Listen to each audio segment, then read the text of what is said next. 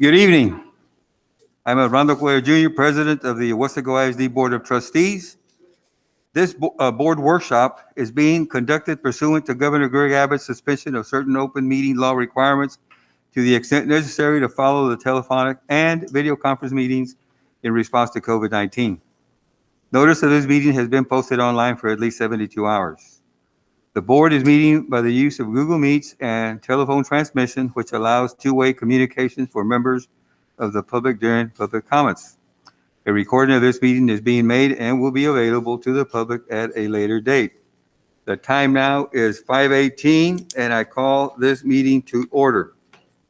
I will call the name of trustees, although a quorum is not required, and to see who's present.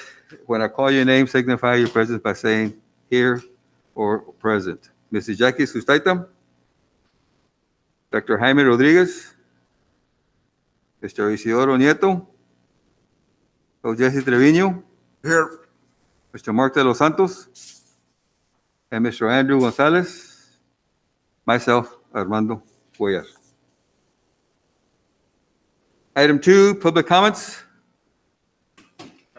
We have no public comments. Go to item 3, discussion on budget for fiscal year 2021-2022. Dr. Canales. Board of Trustees and everyone here with us this evening. This is our first workshop on the budget for the upcoming school year. When we have a legislative year, it's always difficult to come up with a budget. The pandemic has added difficulties to the budgeting process. But regardless, this is our first workshop, and we have a lot of work to do before we bring the final budget to you, Board of Trustees, by the end of the summer months, and it's usually the last week in August. So Mr. Sanchez will be presenting some preliminary highlights of the proposed budget for the 2021-2022 academic school year. Mr. Sanchez.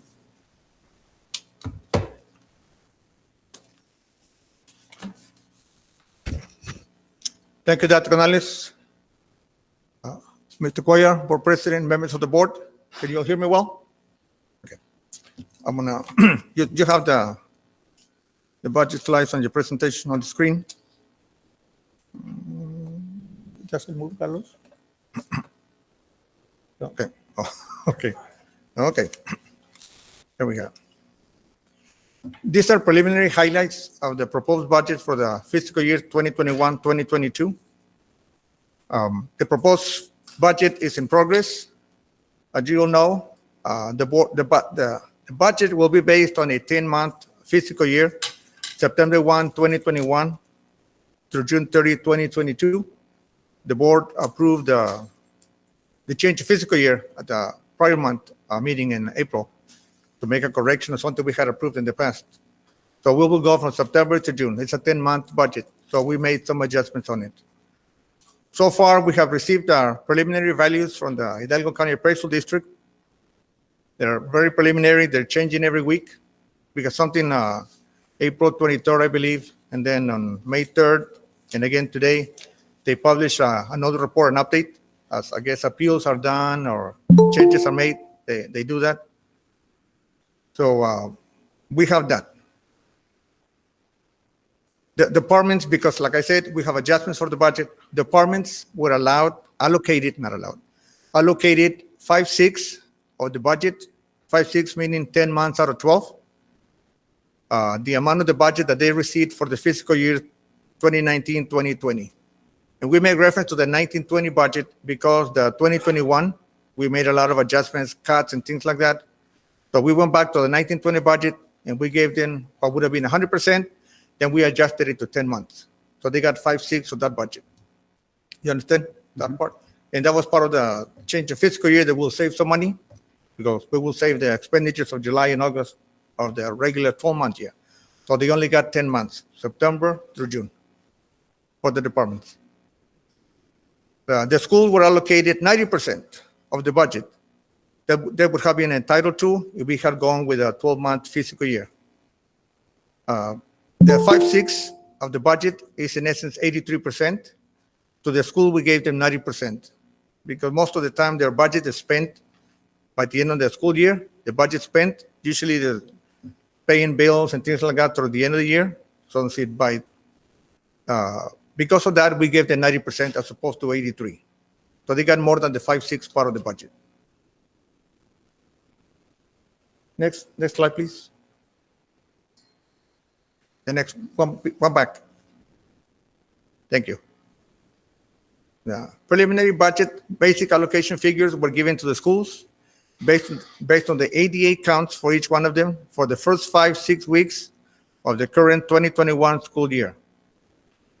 Whatever they had on ADA, so the end of the 6 weeks, we used those counts, and that's what we gave them for the budget.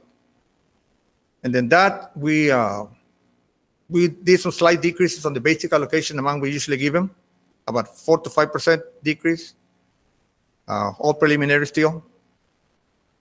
And we gave them only 90% of that, like I mentioned at the beginning. I'm not making a lot of changes in what I'm saying, but whatever would have been their budget, we cut it to 90%. I already said that. It is based on the ADA for the first 5-6 weeks of the current fiscal year or school year. And the basic allocation amount that we give the schools, we cut 5% of it. We'll probably give it back to them pretty soon once we know how things are coming out with the revenues. The departments have already entered the budgets. I skipped one. The schools are working on the budget right now. The deadline for them to enter in the system, ALIO, is May 14th, which is this coming Friday. The departments already entered theirs. They got their allocation about 2 weeks earlier, so they're done with their allocation. They're in the system already.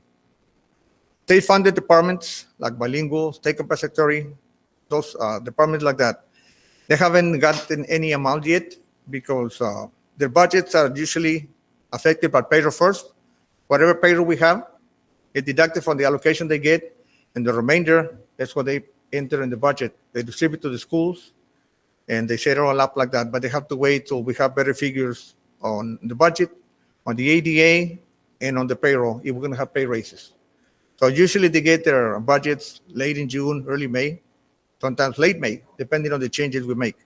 So they don't have the budget yet. Only the schools are on local funds. The band, orchestra, mariachi, and choir, the band directors, and the administrators in charge of those programs are working on the student counts for next year. They're already working up. When they give us that amount, we also multiply those counts to a certain amount that we give them, and that's how they get the budget they get. Thank you. That is the only information we have on that. So right now, we just have some brief information on the next items, which are integral part of the budget. On tax rates, the M&R rate, which is currently 0.9989 of a dollar, it is expected to be compressed even further, which means it's going to go down. The INS rate will remain the same. The medical benefit contributions from district or employees, we haven't done anything with that. It's still early to decide whether we're going to increase them and by how much. In employee vacancies, we will have some, but we still don't have numbers on that. As we go with the next budget workshops, comments from the board or departments, schools, we'll improve the information or increase the information that we have on the budget workshops, and we'll present it to the board. So right now, the next workshop that we have on the budget will be before the next board meeting, which is June 14, the current year. That is all I have on the budget at this time.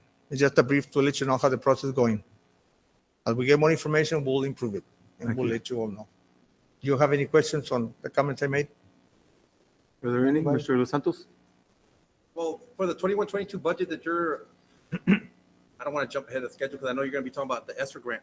Yes. Okay, but like there in the ESSER grant, there is some options that you have there to reclassify and also utilize because the period of the grant is going to be available in the budget. You can reclassify some Yes, personnel. well, but yes, that is not reflected here. Last time when we did the budget, we said we do not have any money allocated for COVID-19 Right. because we don't know yet what we need. Yes. Now we won't have to worry about it because ESE will provide it. Okay. But I will mention that Oh. in the next section Perfect. on the budget or the workshop. Jose Villa? Anybody else? Yes, thank you very much for the Yeah. that information. Okay, do we have something new there? Okay. It's the same presentation. I'll give you a copy. Thank you. Item 4, Dr. Canales, discussion on notice of the intent to apply for the S3 grant funds. Yes, Board Trustees, as Mr. Los Santos said, we will be getting ESSER funds, and the district fully intends to apply for the funds.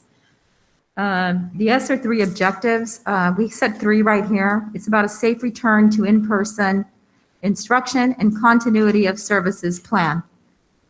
Another objective is that we have to set aside 20% for the learning loss. We've been talking about learning loss and failures and accelerating the opportunities for students to catch up on anything that was missed.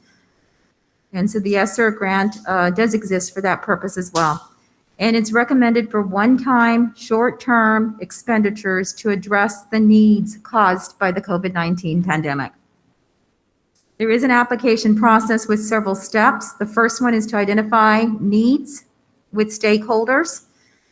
Then it's the allocation of funds based upon the needs that surface to the top in terms of priorities. Then we submit the application, we implement the program, and then we evaluate the effectiveness of the program, how we spent our monies. It does involve consultation with all kinds of stakeholders. When you read through the ESSER 3 information, that includes the school board, you as our trustees, our principals, our teachers, our staff, our community, our families, and our students.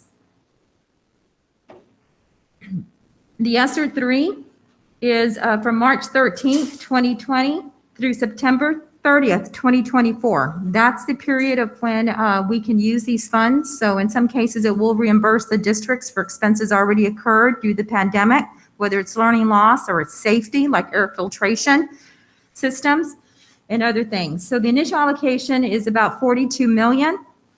The remaining allocation will be about 21 million. The total allocation to Weslaco ISD is 63,205,931.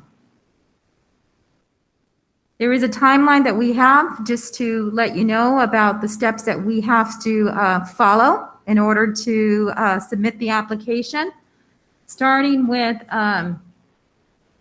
we have had meetings, including an FAQ overview meeting for department heads. So that was on April the 29th. On May 4th, we had a principals meetings to go over some of the FAQs. We're going to have other meetings with department chairs. Oh, tomorrow is a meeting for reviewing allowable and non-allowable expenditures, to talk about data collection, and to start preparing for a systemic needs assessment process. We'll use the same process across departments, across campuses. And then we have to discuss the prioritization. Lots of needs are going to surface, so which are the most pressing? And we will rely on all stakeholders to prioritize. So then we have another department meeting, which would be the second, to gather data, prepare feedback for the district's needs assessment.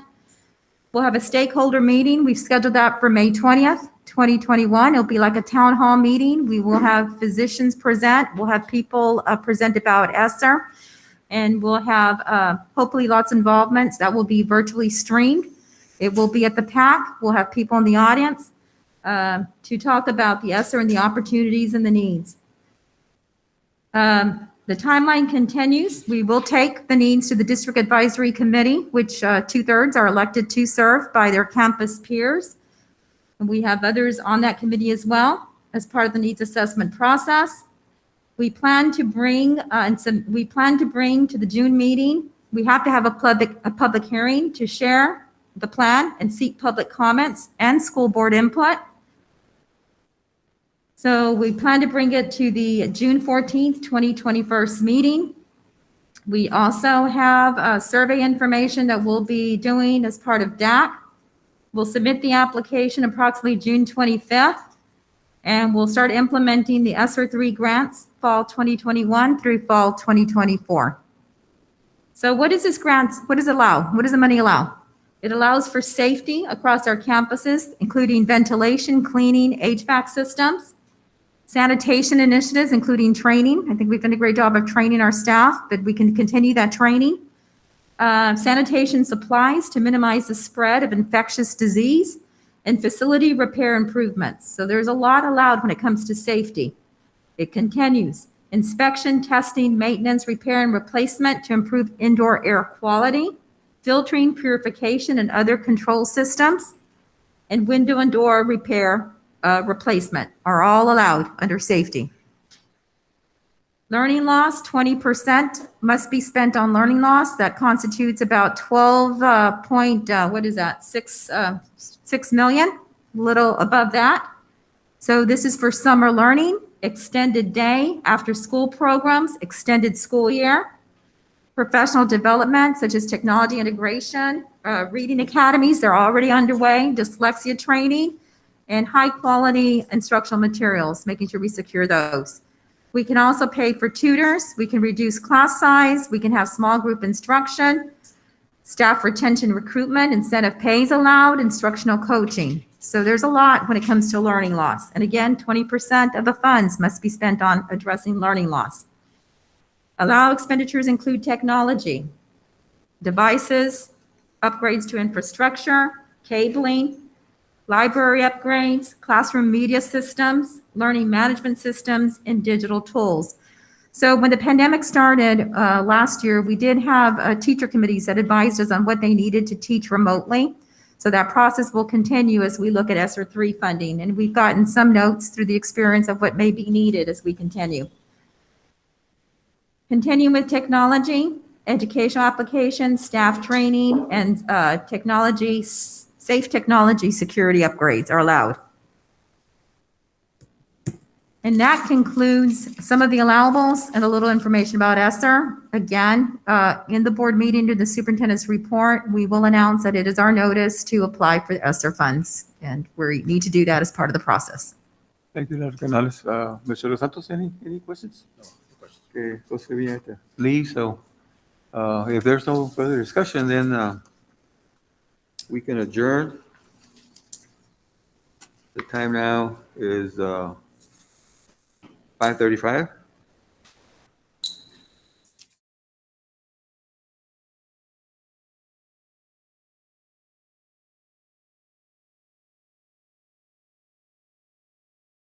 Good evening. I'm Armando Cuellar Jr., President of the Weslaco ISD Board of Trustees.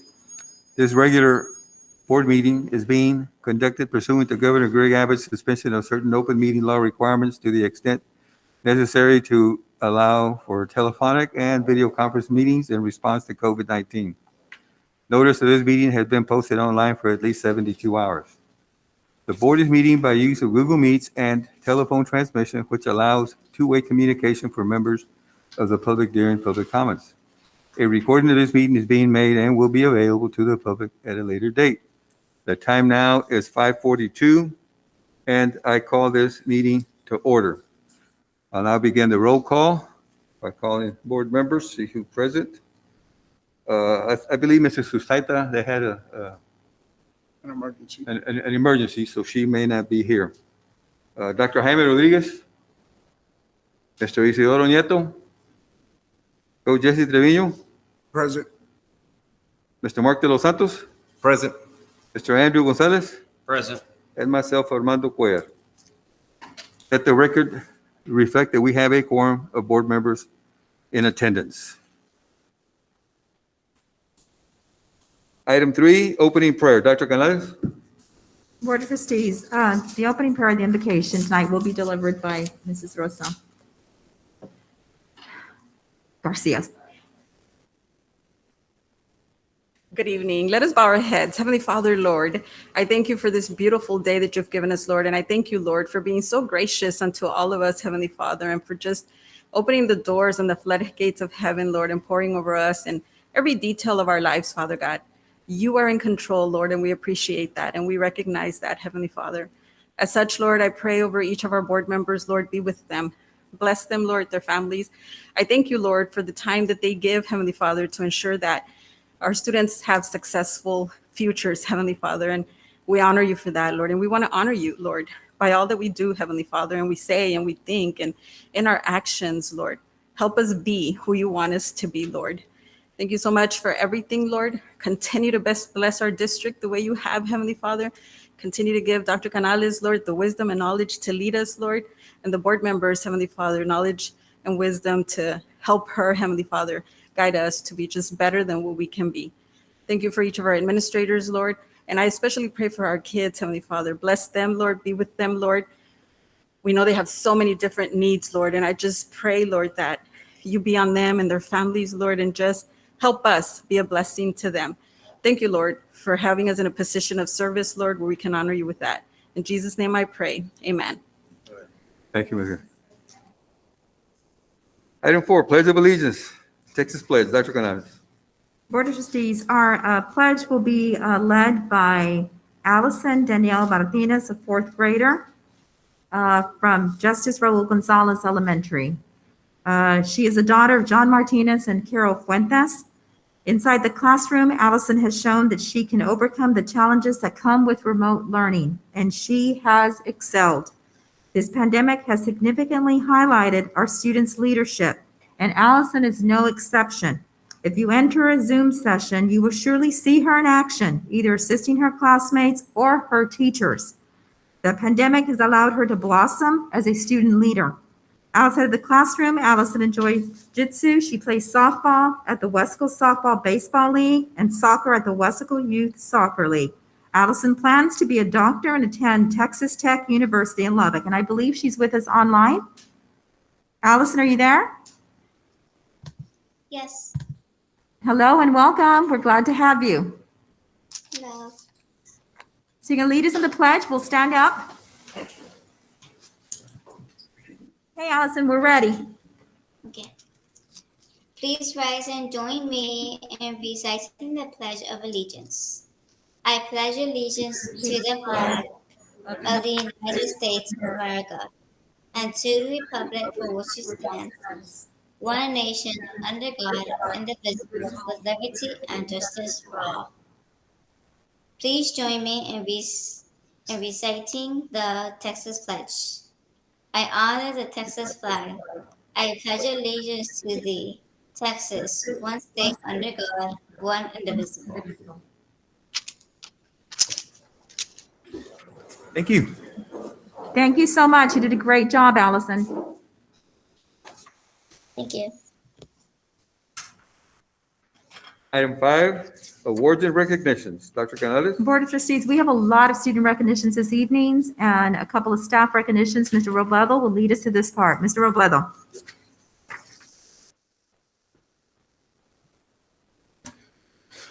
Good evening. We have plenty of awards and recognitions and accolades for our students, so we'd like to get through that. Tonight, we want to start off by recognizing some FFA students. There we go. We want to recognize several FFA students who participated in the 2021 Texas FFA District Area Career Development Events, CDEs, in Robstown. CDEs allow students to put their classroom knowledge and practice through contests that highlight various career paths in the agricultural industry. Weslaco ISD students compete in the FFA Citrus Valley District. From Weslaco East High School, winning first place in district in the entomology team, and members are, for this district championship team, Ethan Alejandro, Jackson Galvan, Octavio Vallejo, Charles Christian Cromer. Also winning first place in district is the poultry team. Team members are, in this district championship team, Evelyn Martinez, William Cameron Cromer, Angela Torres. Both teams advanced to the Area 10 competition and placed 10th. Instructors are John Romo, Rolando Gonzalez, and Jody Lackey. Several FFA members from Weslaco High School. We go back to the original slide. We still got a few more on this slide. Thank you. Several FFA members from Weslaco High School are also competed in the District CDE in the Prepared Public Speaking. Cooper Ford won first place in agricultural policy event, and Lily Ford won first place at the Soil Stewardship and Plant Science events. Both students advanced to the Area 10 competition to be held May 17th. The CDE livestock judging competition, the Weslaco FFA team beat out 52 teams to win a district championship. These students advanced to the Area 10 competition and won 10th place. The champions are Kylie Selman, Cooper Ford, Lily Ford, and Justin Calderon. The CDE Dairy Cattle Judging Competition, the Weslaco FFA team won district. These students advanced to the Area 10 competition and won second place, qualifying for state. These state qualifiers and district champions are Kylie Selman, Justin Calderon, Rowley Sandoval. Instructor is Juan Cadera. Next slide, please. We are also happy to announce that the FFA Citrus Valley District will have 2 Weslaco students as officers next year. From Weslaco East High School, Angela Torres was selected as treasurer. From Weslaco High School, Lily Ford will serve as president for the 2021-2022 school year. Congratulations to these young ladies. Next slide. This evening, we'd also want to celebrate marketing student Teresa Velez. This Weslaco East High School senior won first place in the Young Entrepreneurs of the Rio Grande Valley Challenge hosted by RGV Lead. Teresa wanted to help our community pursue healthier diets and therefore developed a new app, Wise Eats. The app helps empower consumers to make healthier food choices. Teresa won the grand prize of $1,500. Congratulations, Teresa. Next slide, please. Also this evening, we want to congratulate the Weslaco East High School baseball team. The Wildcats brought home a 32-5A co-district championship. This is a first for Weslaco East High School baseball. Members of the team are Caleb Escamilla, Javi Garza, Samuel Covarrubias, Brandon Villarreal, Jared Perez, Jesse Lopez, Alex Solis, Edward Villa, Joseph Perez, Jose Rodriguez, Jesus Ramirez, Jacob Rodriguez, Sean Martinez, Michael Brown, Jesus Grimaldo, Nick Solis, Gabriel Villarreal, Nathan Rivas, Jorge Zavala, Antonio Balboa. Managers are Alejandro Soto and Brian De Luna. Head coach, Mike Brown, with assistants Jaime Castaneda, Marcus Bowen, Rick Medina, Martin Chavez Sr., Martin Chavez Jr., and Rene Carillon. Again, congratulations, Weslaco East High School baseball co-district champions. Next slide. Tonight, we want to congratulate members of the high school powerlifting programs. Representing Weslaco East High School, the girls' state powerlifting bronze medalist is Cyan Hernandez in the 97-pound division. Also from Weslaco East, state qualifier Jay Vasquez in the 114-pound division. Boys state powerlifting bronze medalists are Jorge Guajardo in the 132-pound division and Zeke Negrete in the 275-pound division. Congratulations. Representing Weslaco High School, the 2021 girls powerlifting season was shortened due to COVID-19. The team won first place in the dual meet and tri-meet. 5 girls medaled at regionals and advanced to state. State qualifiers are Carla Rodriguez, Denise Gonzalez. Medaling state bronze medalists are Mariana Quiroz, Destiny Gonzalez, Leslie Montelongo. 2 Weslaco High School powerlifting boys advanced to state. Larry Strickland qualified for state in the 220-pound division, and Sergio Lerma captured the state championship title in the 181-pound division. Girls head coach Domingo Vento, boys head coach Heriberto Ramirez. Congratulations once again to everyone. Let's move on now to girls track, because tonight we want to congratulate the Weslaco High School girls track and field team for their outstanding season. The Lady Panthers are now 9-time district champions and 8-time area champions after completing the 2021 season. Team members are Ana Vela, Kennedy Villalpando, Aureli Loya Trevino, Brisa Garcia, Patience Estrada, who was an area qualifier in the shot put, Araceli Moreno, district champion discus and area qualifier in the shot put, Stephanie Almazan, area and regional qualifier in the pole vault, Alexa Davila, district and area champion member of the 4x2, 4x4 relay, area qualifier in the 4x1 relay and regional qualifier. Alessa Zapata, district and area champion member of the 4x2 relay, area qualifier in the 200-meter dash, regional qualifier. Mary Pugh, district and area champion member of the 4x2 relay, area champion member of the 4x4 relay, area qualifier in the 100-meter dash, 4x100-meter relay. Also, Emma Arndt, district champion and area qualifier long jump, district champion member of the 4x2, 4x4 relays, district runner-up and area qualifier in the triple jump. Also, Calissa Cavazos, district and area champion in the 300-meter hurdles and 4x4 relay, area champion, member of the 4x2 relay regional qualifier. Also, we have Destiny Longoria, district and area champion in the 3,200 meter, 1,600 meter, district and area runner-up in the 800 meter run regional qualifier. Jada Huff, district runner-up in the high jump, area champion and regional champion in the high jump, state qualifier in the high jump. Moving on now to Amity Ebarb. Let's go back that one slide one more time. Thank you. Amity Ebarb, district, area, and regional champion in the 800 meter run, district and area champion in the 400 meter run. Also, she was part of the 4x4 relay, area champion in the triple jump, area runner-up in the long jump, also a state qualifier. Head coach Pablo Almaguer with assistants Liliana Skalitsky, Jaime Cavazos, Billy Rivera, Axel Valle, and Josh Cantu. Once again, congratulations, Weslaco High School girls track. Next slide, please.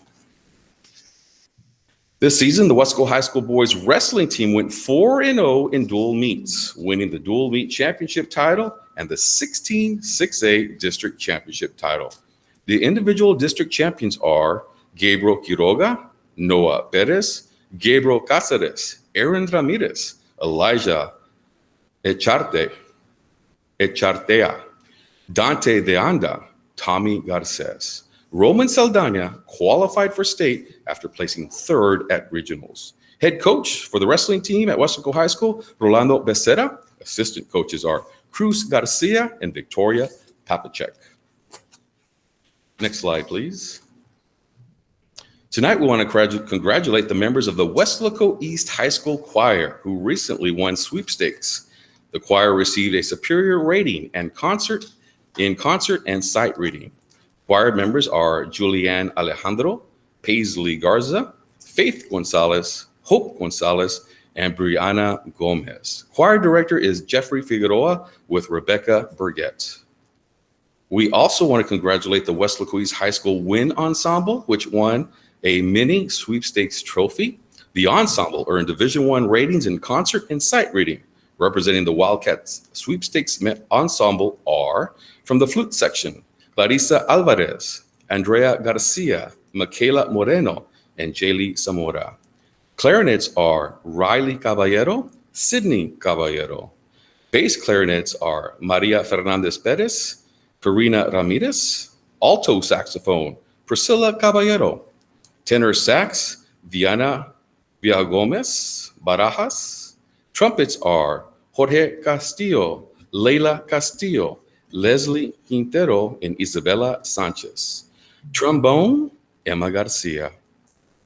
Euphoniums, Brenda Belmares, Santos Camacho. Ruby Espinosa is part of the tuba section, along with Derek Salinas. Percussions, Cielo Castillo, Alexis Cruz, Krantz Esparza, Tristan Quintero, Marisa Rodriguez, Miguel Torres. Band director, Armando Cuellar. Congratulations once again, Weslaco East students.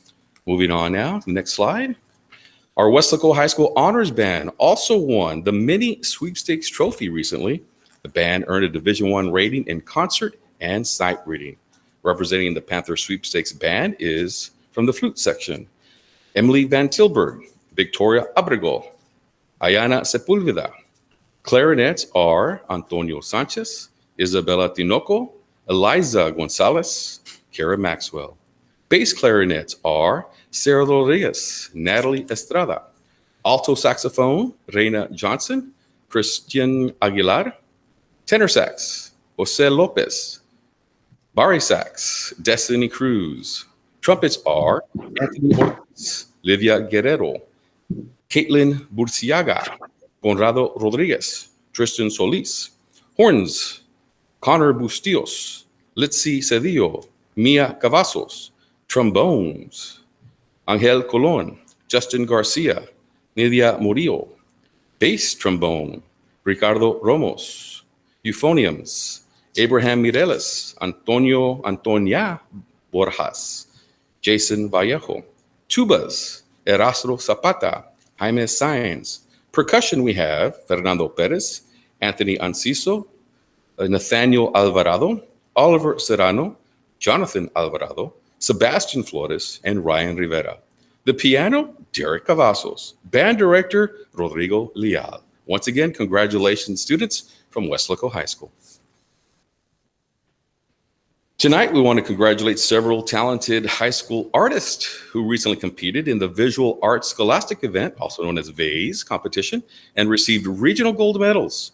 From Weslaco East High School, our gold medalists are Jay Guerrero, Gil Mendoza, Jose DJ Salceda, Sydney Thompson, Jacqueline Rodriguez, Odalis Castillo Alcantara. Winning double gold medals are Erlinda Guzman, Leonel Jorge Cano, Jennifer Rodriguez Maravilla. State qualifier is Jacqueline Rodriguez. From Weslaco High School, our gold medalists are Autumn Salinas, Michael Celaya, Amanda Ramos, Rebecca Santiago, Ariel Cavazos, Justin Pineda, Jared Rubio, Manuel Salazar, Jaili Gordis. Winning double gold medals are Clarissa Hasso, Janavi Noyola, and Chole Perez. Receiving superior rating at the state phase competition is Janavi Noyola. The Weslaco ISD Fine Arts Director is Ron Bissett. Next slide, please. Tonight, we want to make a special announcement. Weslaco ISD Fine Arts Program has been honored by the 2021 Best in Communities for Music Education designation from the NAM Foundation. This is the 4th consecutive award for WISD. We have always known that Weslaco ISD is second to none. Students have been developing their musical abilities since elementary through middle school and high school under the guidance of devoted fine arts teachers and the Fine Arts Program. Tonight, we honor Fine Arts Director Ron Bissett and his talented group of educators for this special recognition. Up next is the recipient of the A+ Award, and this is someone who demonstrates a lot of WISD pride. This individual prepares the grounds at Bobby Lackey Stadium and the baseball and softball stadiums and begins his work before the game and continues after each game. Before the coaches, players, and crowds arrive, he is there to make sure everything is working and looking its best. Long after the stadium lights go out at night, he is there again, making sure the stadium is ready for the next day. He gets there early, stays late in the hot sun, humid nights, and you can always count on him. From the maintenance department, the A+ Employee of the Month for April is Orlando Martinez. Congratulations, Orly. And that concludes our awards and recognition. Thank you, Carlos. Very lengthy, but I tell you, very, very impressive. A big congratulations from myself and the school board trustees for the outstanding job that all our students and all extracurricular activities, the success and the pride you bring to Weslaco, to all your sponsors, and to Mr. Orlando Martinez for his recognition. So thank you all and congratulations for an outstanding job well done. Now we go to item 6, proclamations. Dr. Canales? Board of Trustees, we have 3 proclamations this evening. Mr. Robledo, you ready to go? You want me to go? Got it? Okay. Mr. Robledo will lead us Yes, through the we're ready. proclamations. Okay. Okay, so we're going to start off with National School Nurses Day. Whereas Weslaco ISD youth are treasured national resources whose health, education, and well-being are interrelated, vital concerns of family, school personnel, and community members, and whereas professional and school nurses strengthen and facilitate the educational process by improving and protecting the health status of children and youth. Therefore, Armando Cuellar, president of the WISD Board of Trustees, does hereby proclaim May 12th, 2021 as National School Nurses Day. Next proclamation, School Lunch Hero Day and School Nutrition Employee Week. Whereas nutritious meals at school are an essential part of the school day, and whereas the staff of the district's Food and Nutrition Services Department are committed to providing healthful nutrition meals to the district children, whereas the men and women who prepare and serve school meals help nurture the children through their daily interaction and support. Therefore, Armando Cuellar, president of Weslaco Independent School Board of Trustees, does hereby proclaim May 3rd through the 7th, 2021 as School Nutrition Employee Week and the day of Friday, May 7th as School Lunch Hero Day. One more proclamation here, Better Hearing and Speech Month.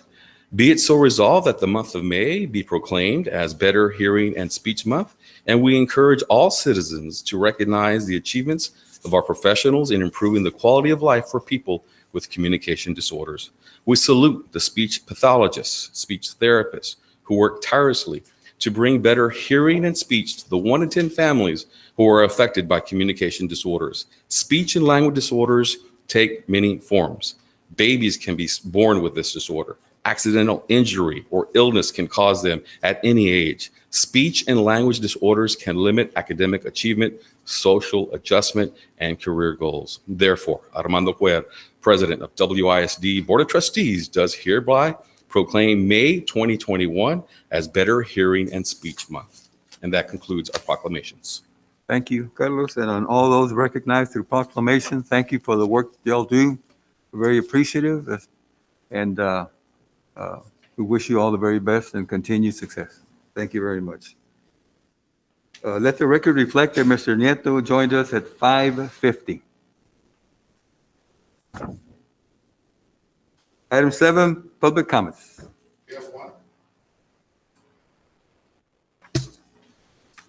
Do we have the individual?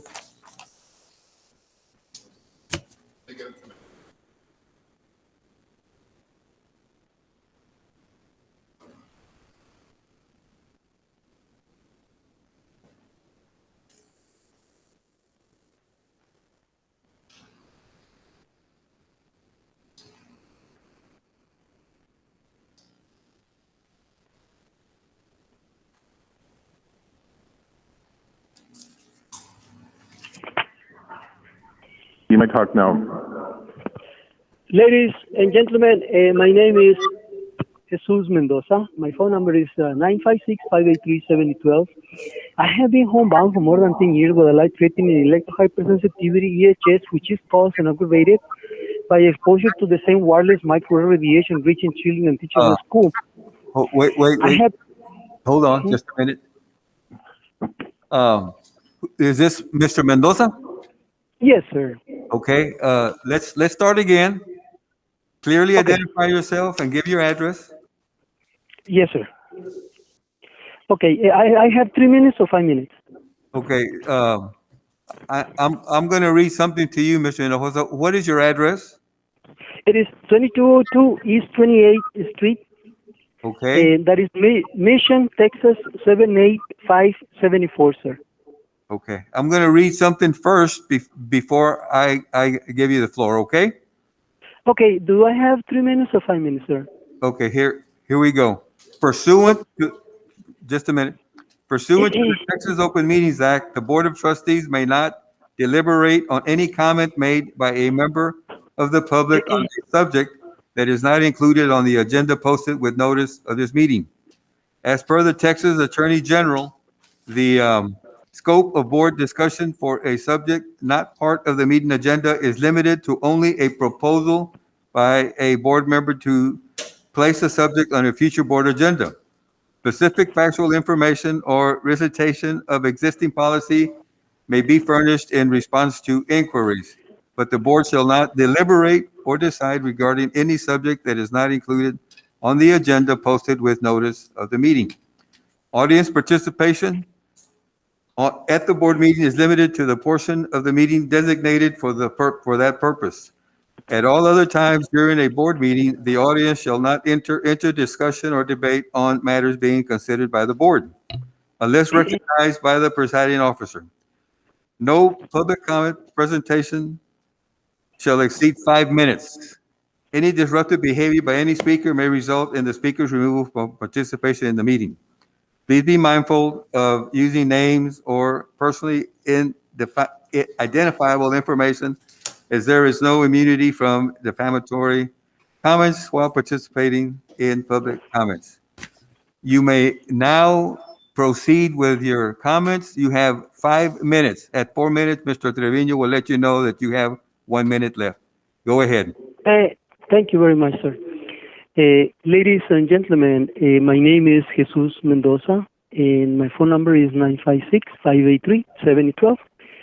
I have been homebound for more than 10 years with a life-threatening electrohypersensitivity, EHS, which is caused and aggravated by exposure to the same wireless microwave radiation reaching children and teachers at school. I have been violently ill several times. I'm sleep deprived and in pain all the time. Every day is a different torture. This is a horrible way to die. My EHS has been recognized by federal and state agencies and by courts as a physical medical condition and as a disability. Electrosensitivity proves conclusively that exposure to radiation below the federal safety limits causes severe harm and disabilities, and that exposing children to microwave radiation defeats the purpose of education. It is estimated that without knowing, more than 50% of the population is already suffering symptoms of electrosensitivity. Children, teachers, doctors, attorneys, and even a director of the World Health Organization are suffering from EHS. Please see wearetheevidence.org. Despite that EHS is reaching pandemic proportions, most doctors are in the dark or in denial and continue misdiagnosing and mistreating with harmful drugs and invasive procedures symptoms that disappear with just reducing exposure to microwave radiation. A law firm filed a federal lawsuit with evidence of how cell phones used by our children emit more than 5 times the levels allowed by federal law, when even short doses of radiation above the federal safety limits causes harm even to healthy and strong adults. And 7 law firms are warning school officials of the potential civil and criminal liability of exposing children unnecessarily to harmful microwave and 5G radiation when an expensive hardwired broadband is readily available. According to experts, electrosensitivity is not an isolated set of symptoms, but ongoing injuries to the immunological neurological system, which are progressively aggravating to reversibility by exposure to microwave radiation. Some of the symptoms of electrosensitivity include pain, swelling of vital organs, swelling of face, head and eyes, symptoms of heart attack and stroke, and loss of skin, flu and allergy symptoms, and stomach, sleeping, vision, hearing, memory, speech, concentration, and breathing problems. Headaches, palpitations, arrhythmias, chest pain, high and low blood pressure, seizures, paralysis, unconsciousness, nose bleeding, internal bleeding, fever, tremors, involuntary movements, dizziness, nausea, irritability, depression, anxiety, fatigue, muscle and joint pain, pain, cramps, numbness, tooth pain, gum swelling and blisters, tingling, itching of skin, burning and dry eyes, eye pressure, blurred vision, sinusitis, asthma, testicular and ovarian pain, dry lips, tongue and mouth, inordinate thirst, dehydration, altered blood sugar levels in persons of male, miscarriages, and birth defects. Scientific studies prove most doctors are confounding the symptoms of electrosensitivity with symptoms of other illnesses, including autism, ADHD, dyslexia, PTSD, and heart attack and stroke, multiple sclerosis, fibromyalgia, hypothyroidism, Parkinson's, Alzheimer's, rheumatoid arthritis, chronic fatigue syndrome, diabetes, and major depression, and suicidal tendencies, as detailed by the request to protect our children submitted to the Secretary of the U.S. Department of Education, Dr. Miguel Cardona, and posted on the case materials of wirelesswatchblog.org, wirelesswatchblog.org. Ladies and gentlemen, your prompt response to this evidence can save the lives of children and teachers and of other defenseless and unsuspecting victims. Thank you very much for giving serious consideration to this matter. Respectfully. Thank you again. Thank you, sir. Thank you. Thank you. Okay, we will now entertain a motion to change the order of agendas by going to item 11K, discussion and possible action for the board to consider approval of the second invoice from Weaver and Tidwell LLP for work done in the forensic audit of the district, and to go into closed meeting to discuss A, personnel matters, Texas Government Code 551.074. 1, employment of personnel, certified professional and non-contractual personnel. 2, resignation / retirements. A, discussion of superintendent's retirement at the end of the 2021-2022 school year, June 30. Deliberation. 3, deliberation regarding the appointment, employment, evaluation, reassignment, duties, discipline, or dismissal of a public officer or employee, Texas Government Code 551.074 and 551.071.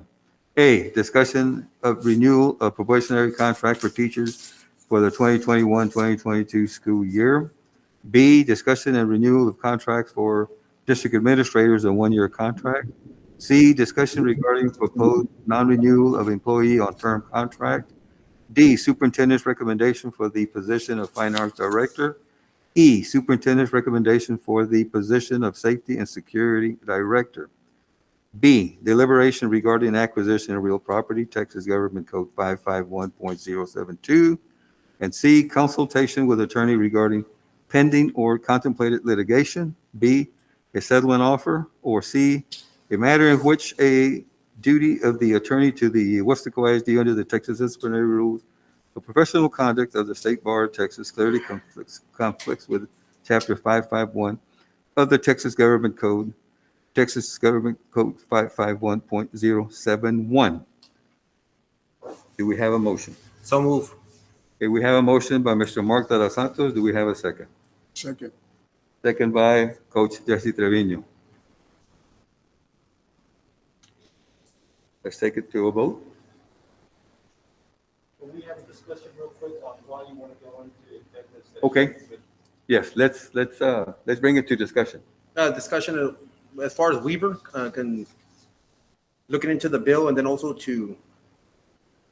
they're also on the clock, so moving into executive session, discuss the charges that they submitted under item K. Which is part of the contract, right? Right, as part of the contract. Okay, Okay, I'll get it. so we will do this to discuss that contract.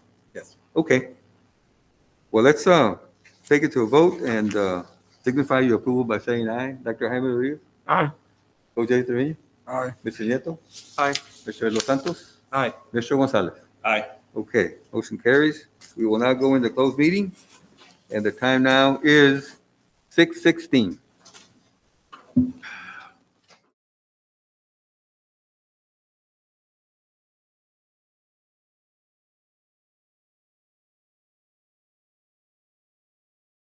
The time now is 10:08, and we are reconvening an open meeting. Item 13. A, possible action necessary on item discussed in closed meeting. Dr. Canales. Board of Trustees, I'm asking that you approve the new employment of certified and professional and non-contractual personnel as discussed in closed session. So move. Do I have a motion? So move. Second. Okay, Mr. Nieto moves, has motion, and a second by Dr. Rodriguez. Let's take it to a vote to signify your approval by saying aye when I call your name. Is Mr. Saita here? No. Okay, Dr. Jaime Rodriguez? Aye. Mr. Nieto? Aye. Coach Trevino? Aye. Mr. Los Santos? Aye. Motion carries. Excuse me, can we also go back to number K, please? Item K, Are we gonna it's on the include forensic. that because we did it in the Yes, closed session? Yes. Okay, we can. On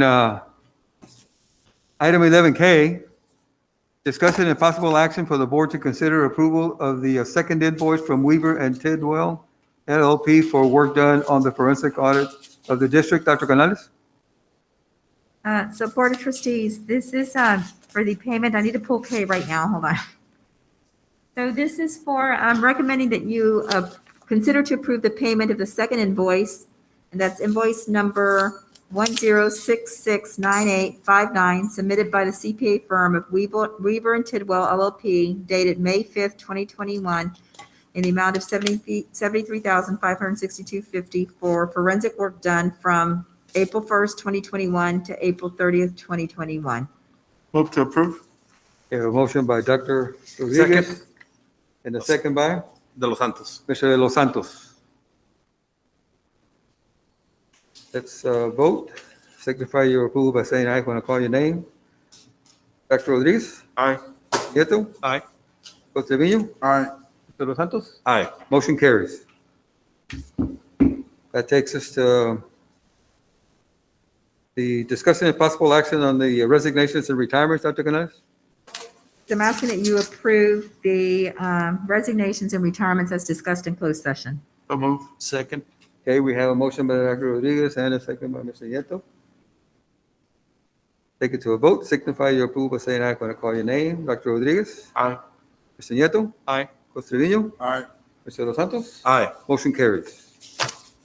3, discussion and possible action on renewal of probationary contract for teachers for the 2021-2022 school year. Dr. Canales. Trustees, I'm recommending that you renew probationary contracts for teachers for next school year.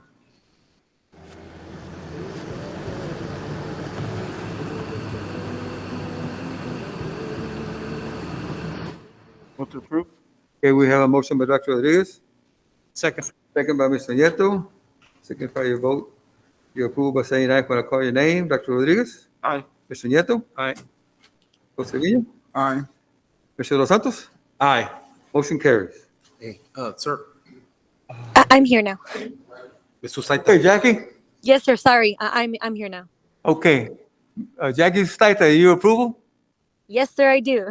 Okay, we have an aye on that one. Thank you so much. Thank you. Let the record reflect that you did join the meeting at 6:27. Dr. Rodriguez also joined at 6:07, and Mr. Gonzalez left the meeting at 7:30. Let's continue with the discussion items. The discussion and possible action on the renewal of contracts for district administrators and one-year contract, Dr. The Canales? Board of Trustees Administrator is recommending that you approve the renewal of contracts for district administrators on one-year contracts. So move. Okay, we have a motion by Mr. Nieto, Second. second by Dr. Rodriguez. Signify your approval by saying aye when I call your name. Mr. Staita? Aye. Dr. Rodriguez? Aye. Mr. Nieto? Aye. Mr. Trevino? Aye. And Mr. Los Santos? Aye. Motion carries. 5, discussing a possible action on proposed non-renewal of employee on term contract. Dr. Canales? Is recommending that you approve the proposed non-renewal of employee AG on term contract. Do we have a motion? Motion to approve. Okay, we have a motion by Mr. Los Santos, and do we have a second? Second. Second by Mr. Nieto. Let's signify your approval, saying aye when I call your name. Mr. Staita? Aye. Dr. Rodriguez? Aye. Mr. Nieto? Aye. Jose Trevino? Aye. And Mr. Los Santos? Aye. Motion carries. Item 6, a discussion and possible action on superintendent's recommendation for the fine arts director. Dr. Canales? It's a no action item for this board meeting. Okay, no action item. Correct. Item 7, discussion and possible action on superintendent's recommendation for the safety and security director. Dr. Canales? This is also no action item for this meeting. Thank you. And number 8, discussion and possible action on acquisition of real property. Dr. Canales? A no action item. No for this action meeting. item. Thank you. Okay, that takes us back to superintendent's report, which is item 8. Dr. Canales. Okay, for the superintendent's report, we do have several sections of this report. We'll begin with the COVID-19 data. The COVID data information, as on May the 6th, we had 110 new cases in our county, 118 hospitalizations, and 39 in ICU, and 2 deaths. So you can see the trend line, it's going down. Hopefully it will continue. Next slide. For the city of Weslaco, on May 6th, we had 7 infections in the entire city, and hopefully this will continue downward too. Next slide. Hospital capacity is now at, as of May 5th, at 5.82%. At one point, at the high had been close to 20%, so this is good news too. Next slide. Hidalgo County Dashboard, Board of Trustees, just this information, it's just for, you can glance at it and we'll move on to the next slide. Summary of COVID cases, this is of May 10th, which is today. We have 4 student positives and 2 staff positives in our school district. Next slide. Summary by school district, you can see the campuses on this slide where we have students and or staff cases. So we have Margot Elementary, we have Memorial Elementary with student cases. Margot also has a staff case, and we have Weslaco High School with 1 student case. So that's 4, 2 for a total of 6 in our school district. Next slide. We do compare ourselves to other district, Weslaco ISD at 510, 6. And you can compare us to Harlingen at 7, Sugarland at 8, Donna at 11, Edinburgh at 14, PSJ 57, Brownsville 70, and McAllen at 162. Next slide. Vaccinations do continue. We have this Tuesday, second dose at Hidalgo County, Tuesday in the afternoon, first dose at the by the Weslaco Fire Department, Thursday AM and PM, first dose. So the point for this is vaccinations are still available in our city, and we encourage all who want to get them to get them. And it will continue. Our nurses continue to assist with the vaccinations for our community. Next slide. Stephen, COVID-19 vaccinations, there has been data submitted to the Food and Drug Administration for review and possible emergency authorization that would clear children over 12 for COVID-19 vaccinations. We're expecting authorization possibly to come out this week for that. Pfizer did have first announced that children from 5 to 11, that they may have something available for them in July. And then for younger children, possibly September. So we're going to keep our eyes out and our ears out on this. Next slide. This is our district enrollment. In terms of enrollment, we're down 597 from last year at 31 weeks. And our ADA is at 94.25. It is lower than what it was last year at this time, which was 96.7. That's a difference of 86 students impacting ADA. And here you have the breakdown by campus by campus level for enrollment in ADA. Our biggest difference is at elementary schools with a negative 486 when compared to last year. Next slide. On-campus attendance last week, every single day last week, we had over 3,000 students in attendance at our campuses for about, was that 21% of our students attending in person. So last week represented a 612 increase from the week before, April 26th to April the 30th. Next slide. This is the elementary and secondary school fund. For those of you that were at the workshop, I went over these slides. This is an opportunity for the district. It does come with requirements. Next slide. So there's 3 objectives: from a safe return to in-person and continuity services plan to 20% of it for learning loss. And next slide. There's an application process. There's 4 steps in that process, from identifying needs to evaluating the effectiveness on the program that we implement. Next slide. It does involve consultation with stakeholders. We need our community involved, from you, our school board, to our principals, our teachers, our staff, our families, and even our students as we develop needs and prioritize needs. Next slide. We do have, it does apply to expenditures from March 13th, 2020 to September 30th, 2024.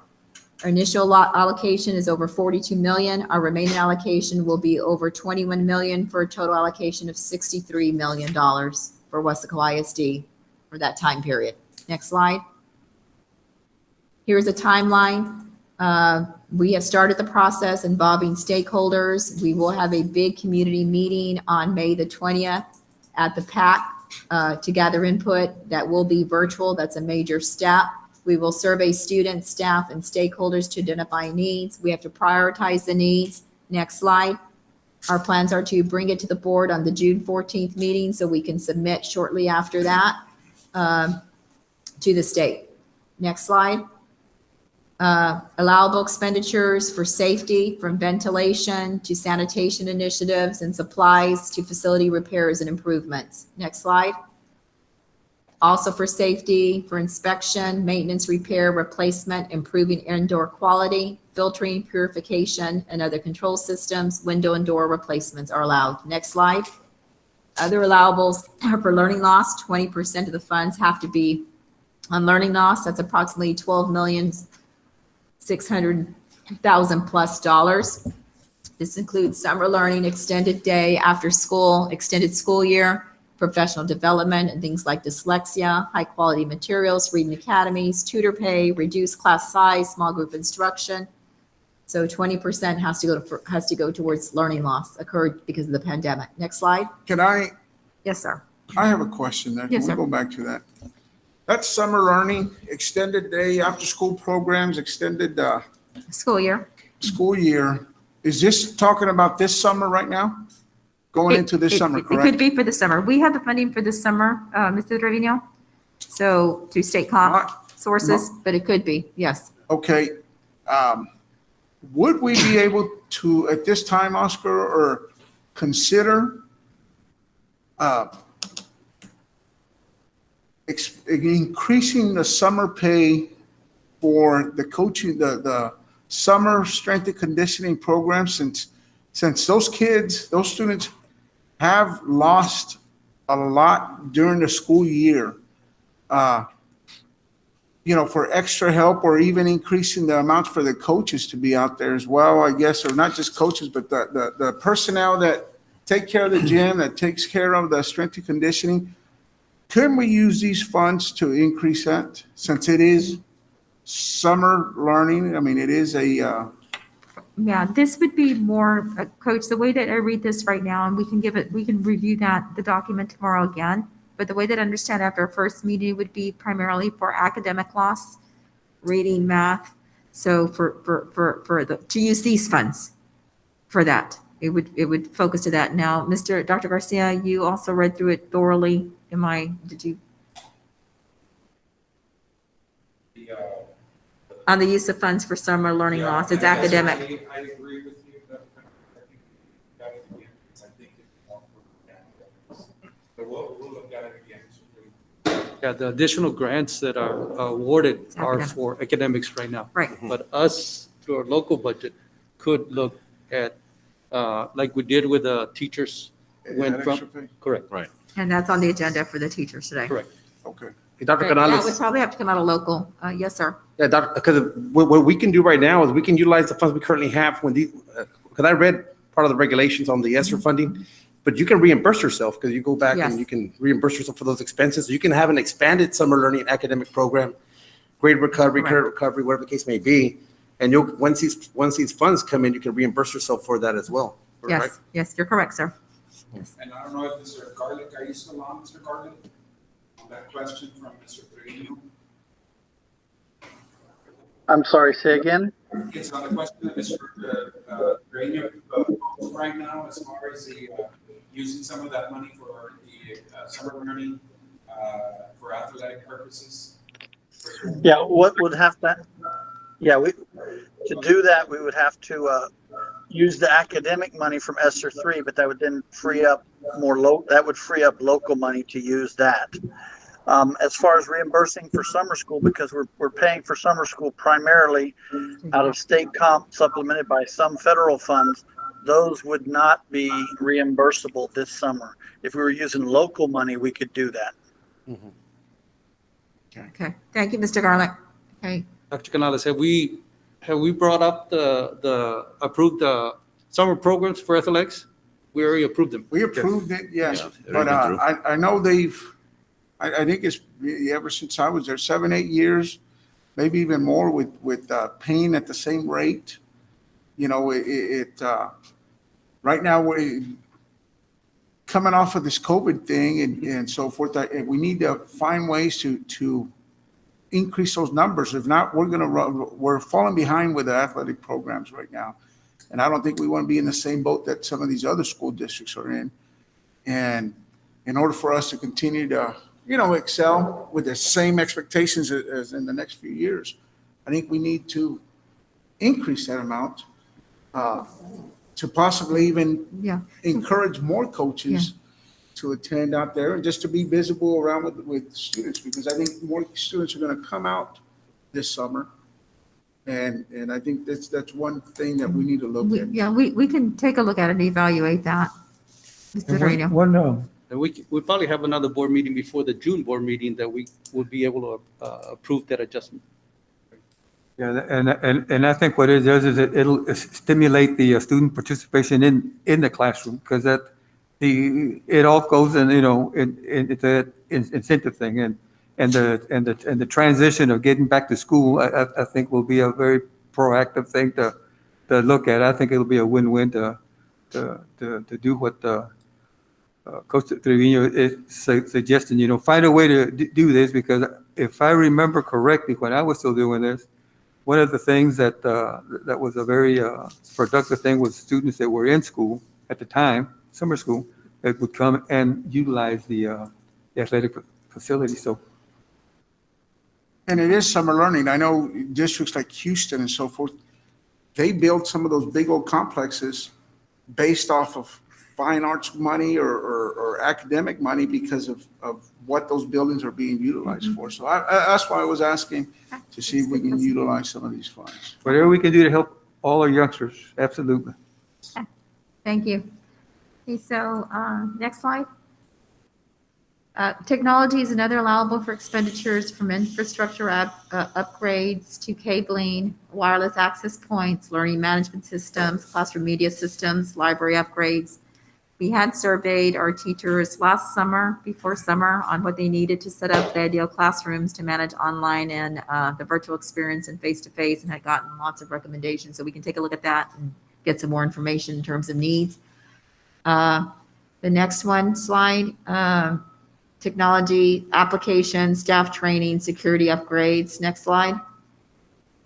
Takes us to the failure rate. We did tell you, Board of Trustees, that we'd come back and compare the third 6 weeks to the fifth 6 weeks in terms of failure rates. Mr. Aguilar is going to lead us through this section of the superintendent's report. Thank you, Mr. Aguilar. Yes, ma'am. President Cuellar, Dr. Canales, members of the board. What we did for this presentation is we wanted to compare our third 6 weeks, which is what we presented back in February, and we wanted to compare it to our fifth 6 weeks. But we did want to talk a little bit in regards to achievement versus student growth. We all know that student growth is going to take a longer period of time, typically a year, to measure students' growth, see where they're at, and see how they've been moving along. And right now, what we're looking at is we're looking more at achievement, because we're looking more at measuring that point in time, the standards. And that's what we're looking at right now. So when we're looking at this, again, this is from just recently from TA. And as you can see this, they're also seeing the challenges that everyone is facing. With COVID, the number of students below grade levels likely to increase dramatically, and something that we've been discussing and seeing. A typical summer slide, you see 2.5 months of learning loss that takes place. If we go back to March of last year to the end of the school year in 2020, it added 3.2 more months, which gave it a total of 5.7. Now bring in this whole school year, it can be anywhere from a year, 8 months. So we see the challenges that we're facing with a slide, and we're continuing to work through it. So one of the things what we did, work with our principals, and we looked at the third 6 weeks and the fifth 6 weeks. We do not have pre-K and kinder because those are numeric grades, letter grades versus numeric grades. That's why we went for first all the way to 12th. So if we're looking at first through 8th grade and we compare the third 6 weeks through the fifth 6 weeks, then we had a decrease in failures, which is a very positive thing if you look at the green. So that's district-wide what we're looking at, the green. Where we're still struggling a bit is with our 9th, 10th, and 11th graders. And we gave you a little snippet of our schools just so you can see where we're at with our failure rates. And you can see these are our elementary schools. You see the green. You may see a slight decrease with a certain grade level. Again, you have a couple of the elementary schools there, all in the green. You have the elementary schools there in the green, slight 1% decrease in one of them. Again, you see a couple of grade levels in the red. They did have a drop there. You see the green at the middle schools, which is a very good sign. You see several of them in double digits, which they're improving with that achievement. Same thing there at Central, a slight drop there. Bigarza, but this is where we're facing our challenges right now. We see the concerns with our 9th, 10th, and 11th graders moving forward. One thing that we're doing, we're still working very strong. Our teachers are working very strong with the administrators, especially in the credit recovery with our Edmentum, our online recovery system. Do a lot of the even night tutoring, trying to get our counselors with the parents one-to-one, trying to bring them in and work with the students. A lot of the home visits, bringing them in. The SELs, that's also been working, having a lot of meetings with, our IPCs. Our planning committees have been also working very well. They also work half-day classes for a lot of our students that are working. We try to make those adjustments, try to work, extend the teaching day to the end of the week. So a lot of these failure rates that you see here, with the last 6 weeks, we should see some improvement going on. I was talking to the high school principals, and they see some of that improving along with what's going to happen in the summer. So we did have a lot of improvements with our schools, but we still have a couple of grade levels that we're still working with, and we're going to move forward with that. There's a Weslaco East grade 10, 49% in the Yes, first 6 weeks. 40, Two two or more core classes. Any Can- questions? on that? Can we, some of these funds that we're receiving, is there anything else? I know Mr. Aguilar mentioned some additional tutoring, some additional, I guess like credit recovery maybe? Yes, sir. Yeah, and I know we're already, but that's a significant number, especially with the seniors there. I see the seniors there at 16%, but the sophomore class is hurting overall. Is this for the district? Yes, 41%. Yeah. I'm sorry, High school. the high school? There it is. So freshmen, both freshman levels from both schools. It's a freshman. Really, yes, Kate. But I think Kate is only, I saw the attendance there, it's they have a smaller number of kids there, right? Correct, sir. So looking at this data and seeing that the funds that we have available, you know, I'm sure you guys are brainstorming through this, but, you know, I don't know if there's a, you know, we're going to go into the summer school with a lot of these kids. I don't know if there's a change in format, you know, is the school Monday through Thursday or Monday through Friday in summer school? It's Monday through Thursday. We do have a Monday through Thursday for summer. So that may be a positive, you know, having that extra day there for recovery. But I know the scheduling Monday through Fridays have been tough on students and teachers.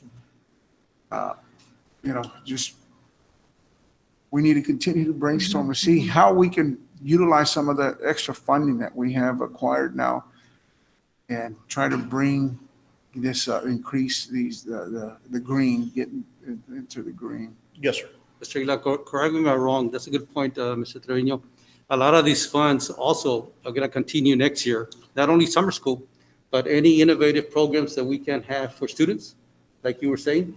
It's not only summer school, but also next year. Those funds we'll be able to use for extended day, Saturday school, whatever we need to, so we can catch up those students. For 3 years total, I think, right? Yes, sir. Yes, Yeah, up so to 2023? 2024. That's correct. 2024. So we've 2024 been, March? we've been fortunate to be able to work with all our campuses, with our state Correct. compensatory Correct. funding, since we didn't have all our normal expenses that we do in a normal year, that allowed us. So we've been working with our principals on what the needs are so they can continue working with the students. And I know they're thinking outside the box because they're having the one-on-one sessions with the students. They're having the night classes, tutoring classes in the evening. They're bringing in parents for one-on-one sessions. So they're really doing a lot outside of the box, you know, to try to get them in, even for our students that are working. You know, they have their jobs, so they're trying to make, you know, accommodations for them to come in and finish, get those credits, you know, and getting them to pass and finish up for the year. So I know they're working. And as I was having my discussions with Dr. Gamboa and Mrs. Morales, they said, we're going to continue working the 6 weeks. We can already see some improvements with some of them as they're coming in. So it's going to continue getting better, and they're going to work through that. But we do acknowledge, you know, those are the areas of concern right now in those grade levels. Sir, I had another question. Yes, sir. I know that we approved an increase on pay for summer school for staff to Yes, come sir. in. Is that extra duty pay also going to be an increase next year? Yeah. For after school? So just for clarification, that board agenda item is coming back to you later on about Right. the summer school pay. Mhm. But in that agenda item, there is a recommended pay increase for teachers to tutor next school year. During the regular year? Okay, Extra- perfect. extra- If I may chime in also, I'm here online. I mean, through the phone. Yes, ma'am. Go ahead. But I know that as a teacher, we got a lot of help from our strategists too. We have a math strategist, reading strategist. You know, they're essential also to the teachers and to staff who are helping the kids. So just kind of to just shout out to them, and if they can also, you know, brainstorm with you, and that's their expertise in getting these kids to be successful. And if they can also just I'm sure they already are brainstorming of what kind of ways, what different options we have to work with these kids. You know, these strategists can really help us out here. Correct. And that's something that they had a training, innovative training day today, which is a majority of the day with all our strategists and several directors. And this was part of the discussion that they're already, and we've been discussing it ever since we've been receiving data. It's very difficult when we're looking at the growth during this pandemic because of the validity of the data that we're receiving. If we closed out the last year with all school districts, we had COVID pass and COVID fail when we were in this scenario last year. So we really couldn't work with a lot of that data after March. But we're looking at it more of achievement based on standards that are being taught through the 6 weeks and seeing at that point in time, see how they're doing. The significant point here a lot with our students is more with the lack of engagement, trying to get them. And I guess that's where we're going back and saying, what are we doing to get them on? That's where the increased home visits have taken place, a lot of the counselor visits, the one-on-one. But definitely, we're going to continue looking at that and see how we can continue to support our schools and our students and our teachers. What about hiring? I know we have instructional coaches, but a coach of some sort that's able to call students, you know, because you just mentioned that yourself right now, a lack of engagement, you know, a position where these individuals, you know, obviously the teachers don't have enough time in their schedule to sit there and call students in and out.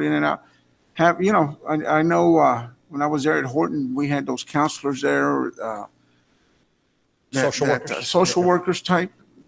You know, I think some of these students need that to be reached out, and they need that. You know, some don't. I just heard today, you know, the cave pandemic or the cave symptomatic, where kids are enclosing. Nobody wants to interact anymore right now in fear of whatever we're going through. So we need to find another way to see if we can possibly not just, and I know you said we're making home visits, but I think those home visits based or compared to coming from somebody that we're actually teaming up with or they feel accountable to would help some way, shape, or form. You know, I don't know if I'm making my point there. Good point. And that's something we can look at and we can discuss definitely. A lot of this age group, you know, is already available to take the vaccine. Are we pushing? Are we, you know, putting that out there? You know, I know, you know, for some of these parents, they might not even know that their child, you know, 16 and older can already qualify for the vaccine. I think that's something that, you know, to maybe reassure the parents, you know, hey, you know, vaccine's available. Let's get them back in the classroom. Let's get them back engaged. You know, how much of that are we doing? I know we you know, pushed it for our teachers, for our staff, but what about for our students?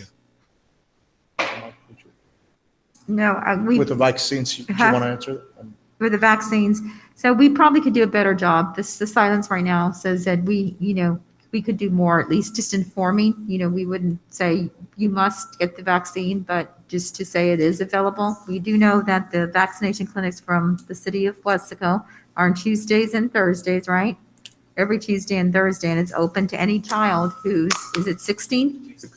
That meets the criteria that is age 16 and over. Okay. So we can do a job of communicating that. I mean, I think that's a good start. You know, they just try and get them back in the classroom like we've been discussing. And some of these parents know that they can qualify for the vaccine. Maybe they'll consider or reconsider bringing them in. Right.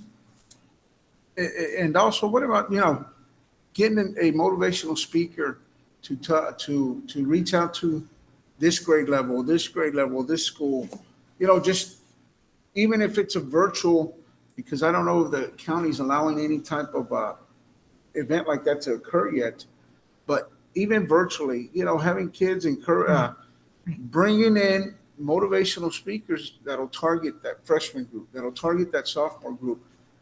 And I mean, you know how, I know right now we're not in the regular school setting, but in years past, you bring in you bring a guest speaker and so forth.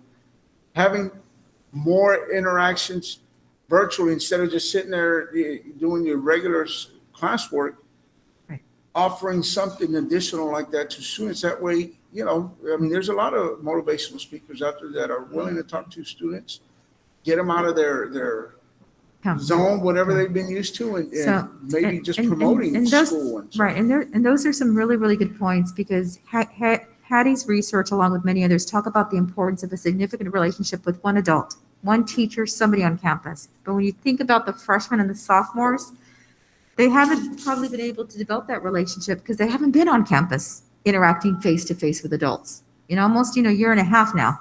So we're going to have to find a way to connect, with the children. It may be the motivation speaker, maybe the social worker. It may be this summer. We're going to have to do a lot of transition activities to possibly include not only the incoming sixth graders, but the incoming seventh graders at the middle school level. And then for the high school, the incoming ninth, the incoming 10th, and possibly even the 11th, because the sophomores that are headed to 11th grade haven't been in school since what, May, spring break 2020. Since March 2020. So, and coach, being coach, that it's the relationships with the adults that make a difference, that motivate kids. And we've been absent. We've been out of school. A lot of them. We only have 20% attending right now. So I would like for us to really look at that. Yeah. Start targeting grade levels, start bringing motivational or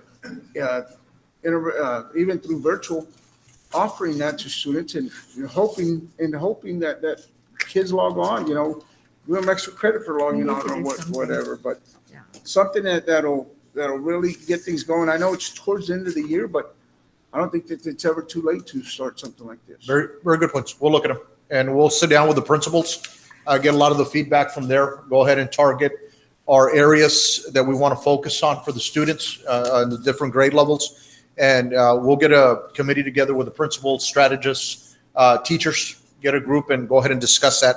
And also discuss some of these points that were shared tonight. Thank you. Any other questions regarding? Next slide, please. Okay, this is just ended. We did get another JET grant, and we're so proud of our CT department, Ms. Avila and her team. We're receiving $235,570 from the Texas Workforce Commission. This is the third grant that we're getting. It's going to fund equipment and develop career and technical education courses. We're going to purchase and install welding, health science, manufacturing, and other in-demand professions equipment. We're only 11 districts in Region 1 received the grant, and we're very thankful to the Texas Workforce Commission. So this just ended on a positive note. We get money to help our kids in some programs. Okay, next slide. Doctor, can we go back to that? I noticed welding. Is there any way we can look to add HVAC, air conditioning, certifications or something? Because I think being here in Texas and calling those guys anytime you need anything at your home, I mean, they're 3 or 4 days behind.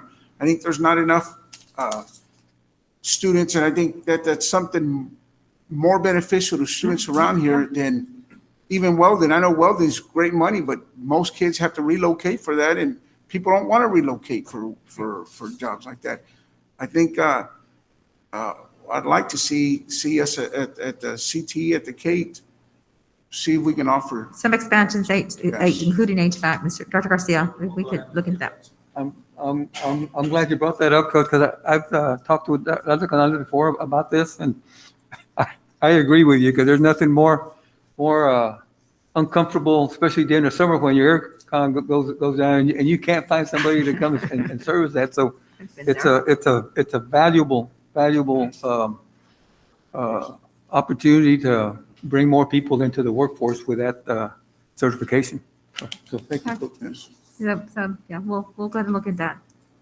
Maybe electricians as well. Okay, so the last section of a report is the insurance. Mr. Del Rosa, if we can move forward. Uh-oh, did it disappear?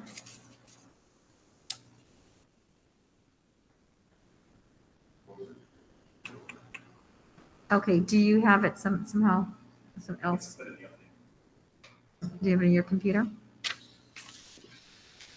We do have an insurance. I don't know what happened to this presentation. It doesn't seem to be there. But it was there.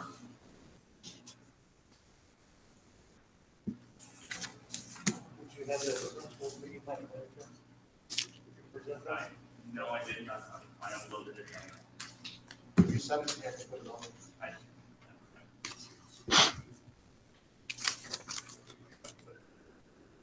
No, so you don't have it. Okay, so Board of Trustees, the insurance presentation seems to be lost. It was on here. I saw it on here. So are you okay with us putting it in? It's the same information, workers' comp, where we are with our employee benefit plan for health insurance.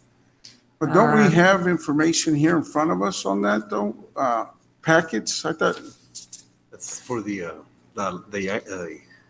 discussion items.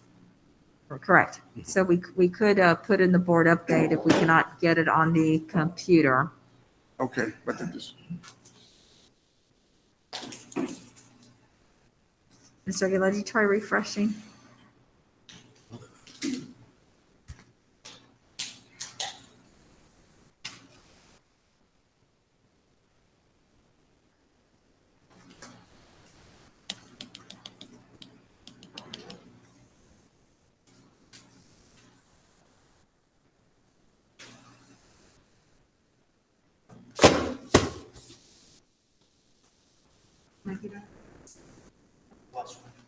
Huh? It's the last one, so we don't have it.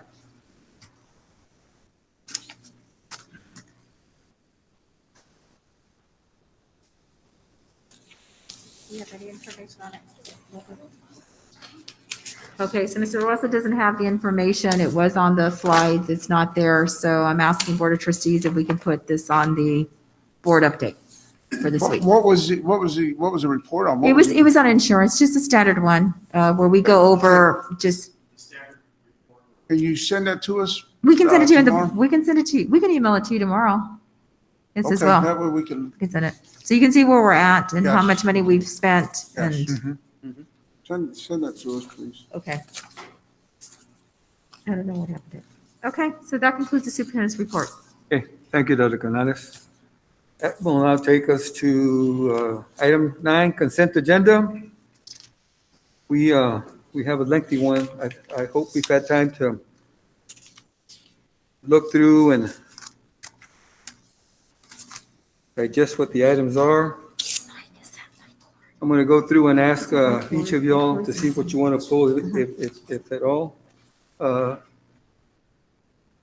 Usaita, you want to pull anything? No, sir, not at this moment. Thank you. Dr. Rodriguez? No, sir. Mr. Nieto? I have 3, but just for information purposes. Item G, P? G, P, and S. Okay, G, P, and S? Correct, G, P, and S. correct. Okay, Mr. Nieto is going to pull items G, P, and S for informational purposes. Correct. Okay, Costa Trevino?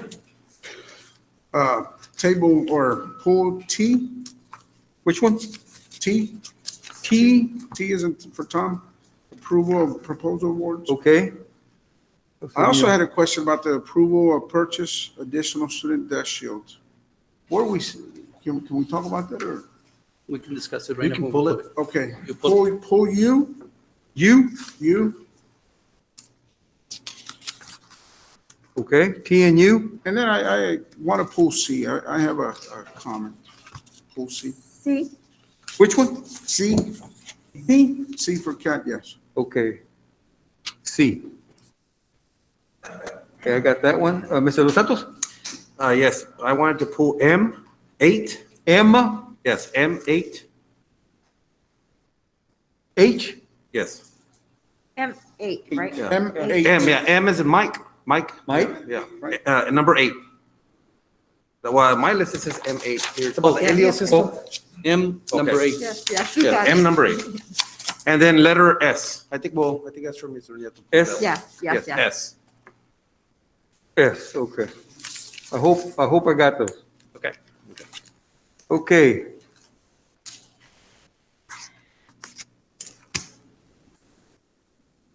Do I have a motion to approve all the other items except for CPNS, TM, and MNS? So move.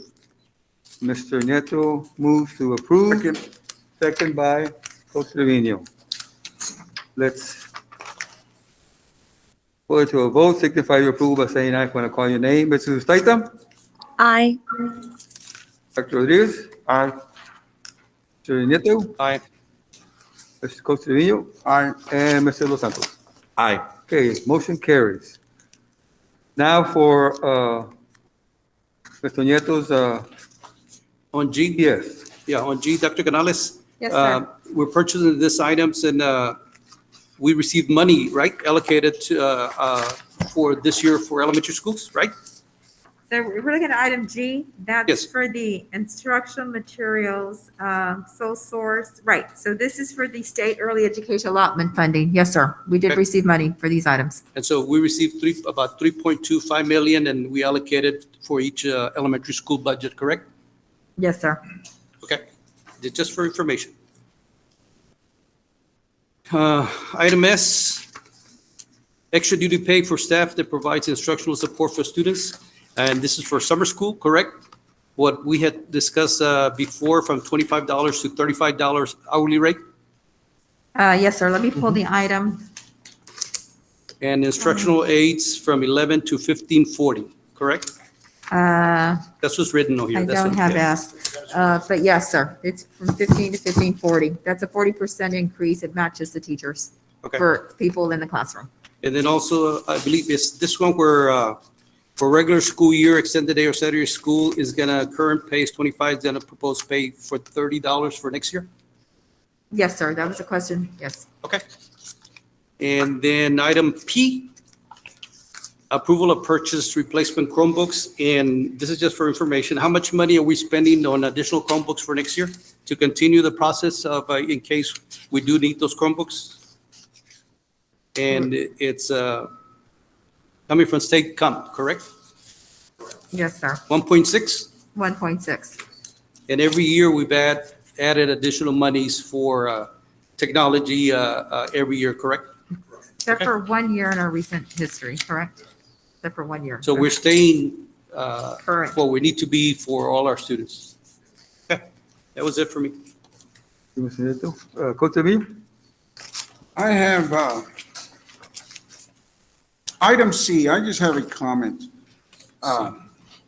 Donation was given of $150 to, from State Farm for Teacher Appreciation Week. I want to clarify something. I know this week, this past week, we had Teacher Appreciation Week, and I took it upon myself, I know Jackie and I did for East, because we have students there. For whatever reason, this was turned into, or it was brought up about, oh, is this political or something like that? I didn't appreciate that one bit. We just won an election less than 5 months ago. I don't know why the heck we would be sitting here politically doing something. And so you know, it was brought up. It was I thought I could address it here in public to the individual that brought it up, but there's no political gain to what we're doing. We're in a position where we can do it. We bought cupcakes for Weslaco East, and you know, there's no political agenda behind it. You know, I just want to make that clear so that the next time this happens, you know, people aren't asking, oh, is this political? I don't do anything politically. I know I took some tamales over to Memorial, same thing. I have a daughter there, and I have a son at East, so that's why I did it.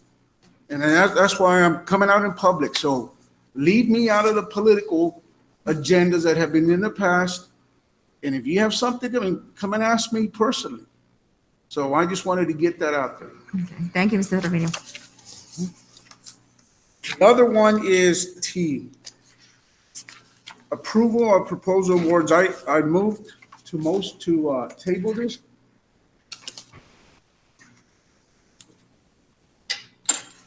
Are we able to do that, Coach? Can we table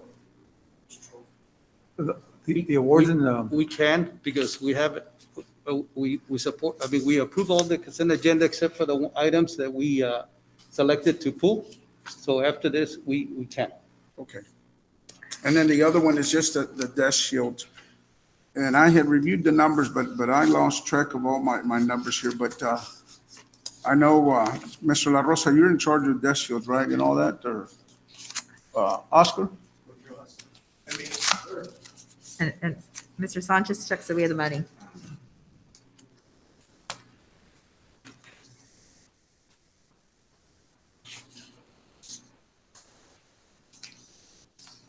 Yes, sir.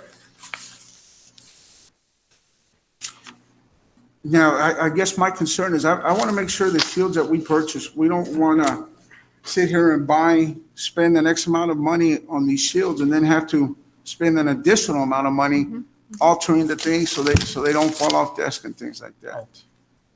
Yes, sir.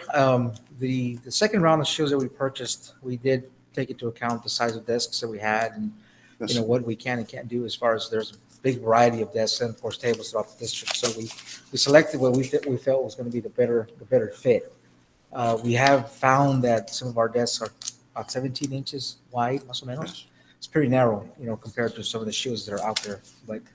But that's the shield that we felt was the closest that fit the best on those desks. So this is the second or the third round, I believe, right? And you have seen. yeah, Yes. and that's the same. That's the one we're going to Yes, go sir. with. The same kind.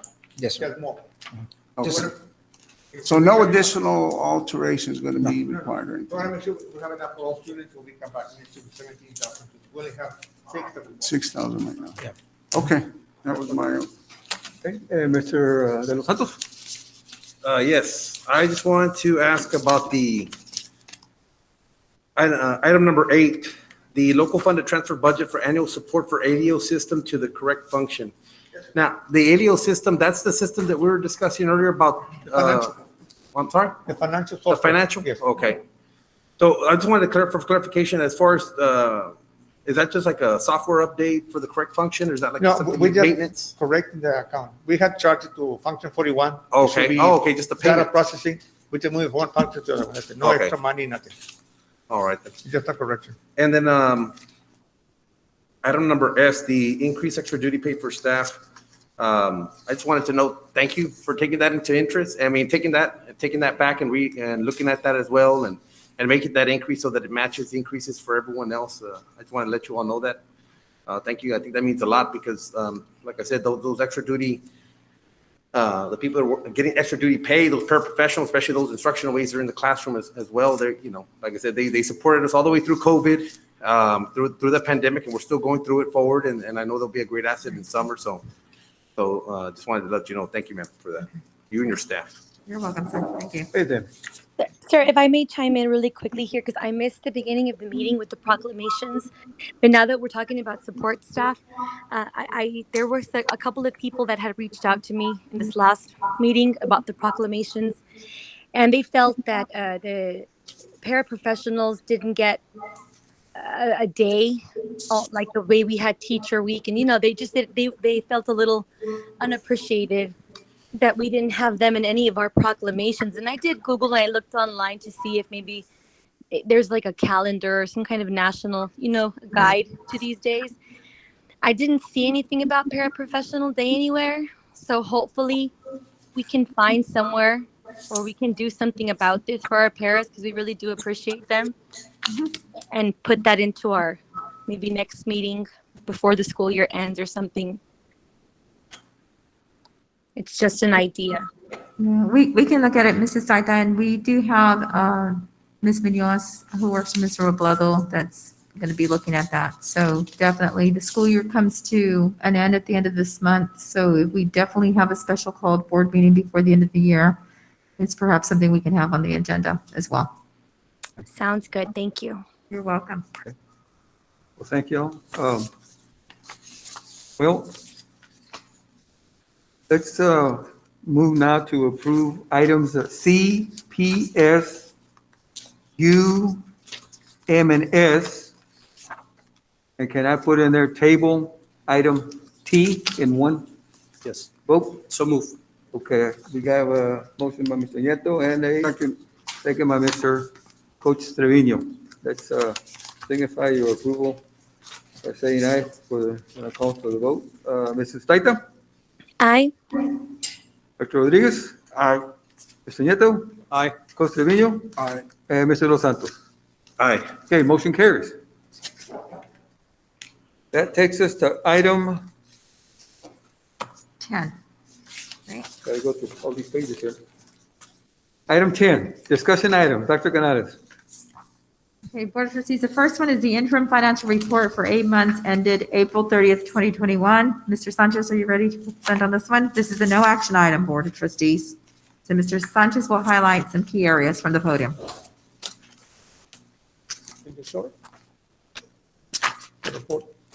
Or you just do it from here? Yes, we can do it from,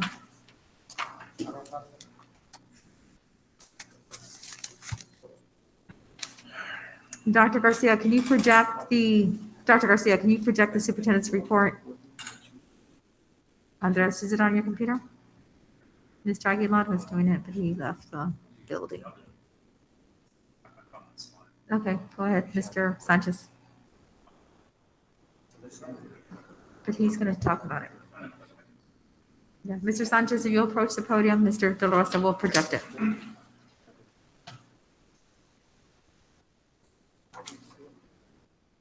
And we did find the insurance report, so we'll be emailing that to you all. Okay. Well, there it is.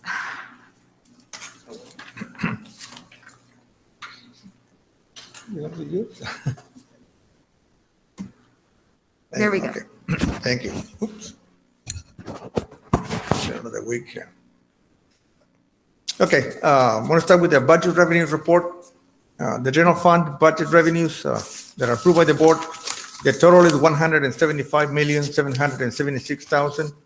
The local revenues are 24,908,000. State revenues, 137,408,000. And the federal revenues, 13,459,000. Next slide, please. The state revenues are based mostly on average daily attendance revenues, the ADA, which are budgeted on 15,200 ADA. The current ADA is slightly off from the 15,092, so we're still off about close to 800,000 short from the budget that we have. TA has approved some whole harmless clauses, provisions that will help us make our budget. So we should be able to make our budget for the 15,200 ADA that we had budgeted, plus a little more. On the federal revenue side, the Texas Department of Agriculture and the United States Department of Agriculture will provide some assistance to our food service department by sending us a check for $1,072,404, which we expect to receive in June, to help with some of the deficit caused by the pandemic and the last fiscal year. Next slide. The next one. Okay, go, skip that one too, please. Okay, this is the interim financial report from the revenues. I had mentioned the $175 million total. The budget figures are there. The actual revenue received, which is in the middle column, for local revenues is $25,312,000, which is mostly property taxes. The state revenues are $98,243,000, and the federal revenues $8,857,000, for a total of $132,414,000. These are all through April 30, 2021. Next slide. The expenditures, we grouped them in 5 groups of functions. The first one for instructional related functions, which are 11, 12, 13, 31, and 95. The adjusted budget is $116,676,000, and we have expended or encumbered as of April 30, $64,252,000, which represents 55%. But the instructional support functions, which are 32, 33, 34, 35, and 36, the adjusted budget is $27,442,000.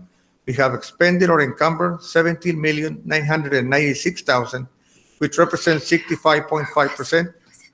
In the administration, curriculum and instruction, the campuses and the district, functions 21, 23, 41, and 99. The adjusted budget is 14,448,000. We have expended or encumbered 9,293,000, which represents 64.3%.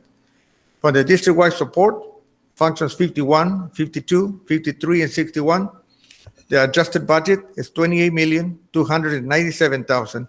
We have expended or encumbered 16,794,000, which represents 59.3%. On the debt service, the budget is 2,568,000. We had paid 1,208,000, which represents 47%. The total adjusted budget is 189,433,000. The actual expenditures or encumbrances, which are the purchase orders, is 109,546,000, and the percentage expended or encumbered is 57.8% as of April 30, or through April 30. Next slide, please. This slide and the next slide are the adjustments that we did to the expenditures budget that the board approved with the additional we did through the year. And I'm going to run through them real fast. All these in this page, I have mentioned it before. The biggest one is the first one, the 5.5 million. These are the carryover of state funds from last year that we didn't get to spend. Since we didn't spend them, we have to spend it. We just put them in fund balance and we rolled them forward to this year. So that's 5.5 million. Then we had purchase order that we had issued during the year that we did not get the items, that we did not receive the service as of August 31. That was 1,228,000. So those also would roll them forward. Another big one, the board approved 620,000 for the purchase of PPE, sanitation items, and desk shields. Also, the board had approved incentive pay to employees, which was paid in December. That one was 2,323,000. Also, was not in the budget, so that came out from fund balance. We had the Cartonet subscription renewal for 77,000. The food service fund balance had an increase to their budget of $195,000, which came from their fund balance to have enough money for the expenditures for the year. And that was 10,833,000. Next slide, please. Okay, all those expenditures that we have, plus the original budget, the board approved of 175,776, creates the total budget for the report. Sorry, this report that's here, that's not correct. I apologize.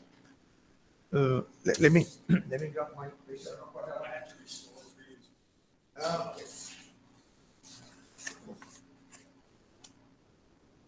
I don't have it either then. Okay, see that, then I won't have it either. Okay, the last page should actually be, this amount, instead of 10.8 million, should be $13.5 million. In the month of April, the board approved additional expenditures from fund balance. One was the 1.7 million that the board approved for the portable air cleaning units that were added to the budget. We also approved 200,000 for additional desk shields. We budgeted 700,000 for additional sanitation items for cleaning, disinfecting for next year. The shields and the disinfecting additional money is a total of 900. As for next year, we wanted to be prepared to order early in case all districts in Texas order, we want to be ahead. And there's a couple of other amendments that the board approved. The total is 13.5 million, which would equal to the total amount in the budget that we have now. Used to reimburse us for that safety and security that we're getting ahead Yes. of this year. We can go back and whatever we actually spend, charge it to the ESSER grant and recover the money from local funds. Yes, thank you. That is the report. Okay, well, you got it. Okay, this was not an action item for the Yeah, trustees. That's Well, that's ma'am, I can ask a question, like, talking about the filtration systems, when we went ahead and moved forward with that, that order was strictly only for the classrooms, but we did that knowing that we were going to have, that there was possible funding coming in for reimbursement. I know that the last time we had a workshop, we still also need to make purchases for offices and. Yes. Okay, so, well, we have an RFP that's getting done right now. So we can send it out. They probably won't come back to the board till June, but it will in July. Okay. Yes, to have for all the offices as well. Right, okay. And we might have to buy some additional from the big units. Right. But we have all the classrooms, The gyms, gymnasiums and- cafeterias. right. Weight we got one rooms, things here, like that. We got 3 at the back. But we're Okay. probably gonna have a few more. So that'll be a bulk purchase to cover the rest. Yes. Okay. Yes. And that is the amount I was talking about, 13.5. I said 13.5, $13.6 million. Go to the next slide, please. Yeah, that is the total amount. The financial report shows 189,433,000 total as of April 30, with all the amendments plus the initial 175 million the board approved for the beginning of the year. That is the complete report. Thank you. Thank you, sir. Thank you.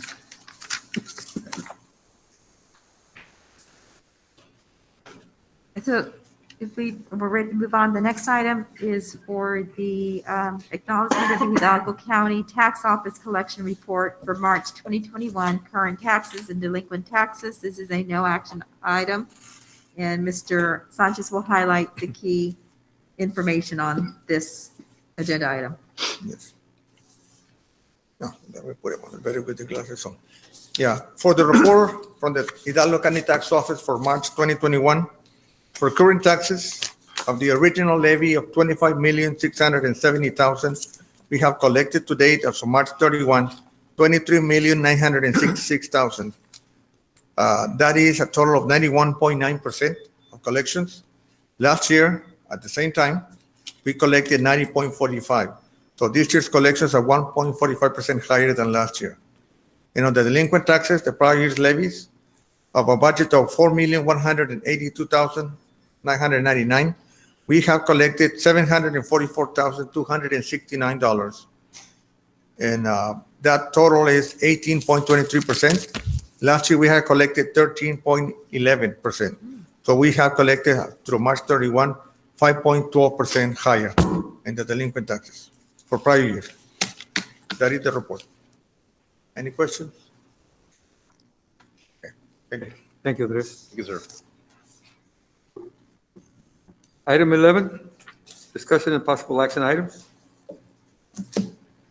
A, discussion and possible action for the board to consider approval to change the regular board meeting scheduled on July the 12th, 2021. Dr. Canales? Board of Trustees, we schedule board meetings for the second Monday of the month. In July, the second Monday of the month is July 12th, which is the first day of summer vacation for staff members, some staff members. All district offices will be closed for vacation beginning Monday, July 12th through Friday, July 23rd. We're asking you to please consider one of the following dates: Tuesday, July 6th, 2021, which is a preferred date, or Monday, July 5th, 2021, which falls after July 4th, Sunday. So we will abide by your wishes. I move to go with the preferred date, which is July 6th instead of the 5th. I'll second that. Okay, we have a motion by Mr. Nieto and a second by Dr. Rodriguez to go with July the 6th. Let's take it to a vote. Signify your approval by saying aye when I call your name. Mrs. Taita? Aye. Dr. Rodriguez? Aye. Mr. Nieto? Aye. Mr. Trevino?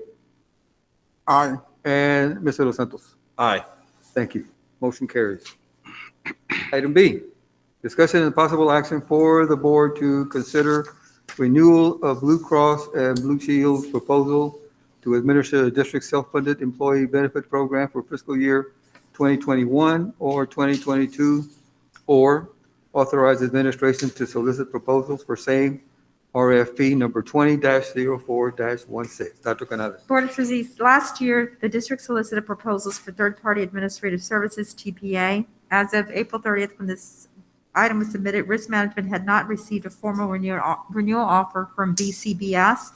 We did receive one late on Thursday on 5/6. It takes some time to review it, 3 or more days. So we are recommending that the board authorize administration to solicit proposals for third-party administrative services for the district's self-funded employment benefit plan for fiscal year 2021, 2022. Yes. A motion to approve? Second. Motion to approve the recommendation by Dr. Canales. Yes. Request for proposals. Request for proposals. Request for proposals. Okay, we had the motion by De Los Santos. De Los Santos and a second by Mr. Nieto. Okay, signify your approval by saying aye when I call your name. Mrs. Taita? Aye. Dr. Rodriguez? Aye. Mr. Nieto. Aye.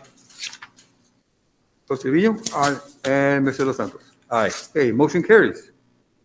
Item C, discussion and possible action for the board to consider renewal of Prime Therapeutics / Blue Cross Blue Shield's proposal to provide pharmacy benefit management services for the district's self-funded employee benefit program for fiscal year 2021, 2022, or authorize administration to solicit proposals for same RFP number 20-04-17. Dr. Canales. Board of Trustees, this is another item where we solicited proposals last year. It was awarded to Prime Therapeutics, BCBS. As of April 30th, Risk Management had not received a formal renewal from them. We did receive this one as well on Thursday, May the 6th, 2021, late in the afternoon. It will take several days to review this. We are recommending that you authorize us to solicit proposals for pharmacy benefit services for the district's self-funded employee benefit plan for next school year. So moved to solicit proposals for the pharmacy benefit management services for the district self-funded employee benefit plan. Second. Okay, we have a motion by Mr. Nieto, and a second by Dr. Rodriguez to Solicit.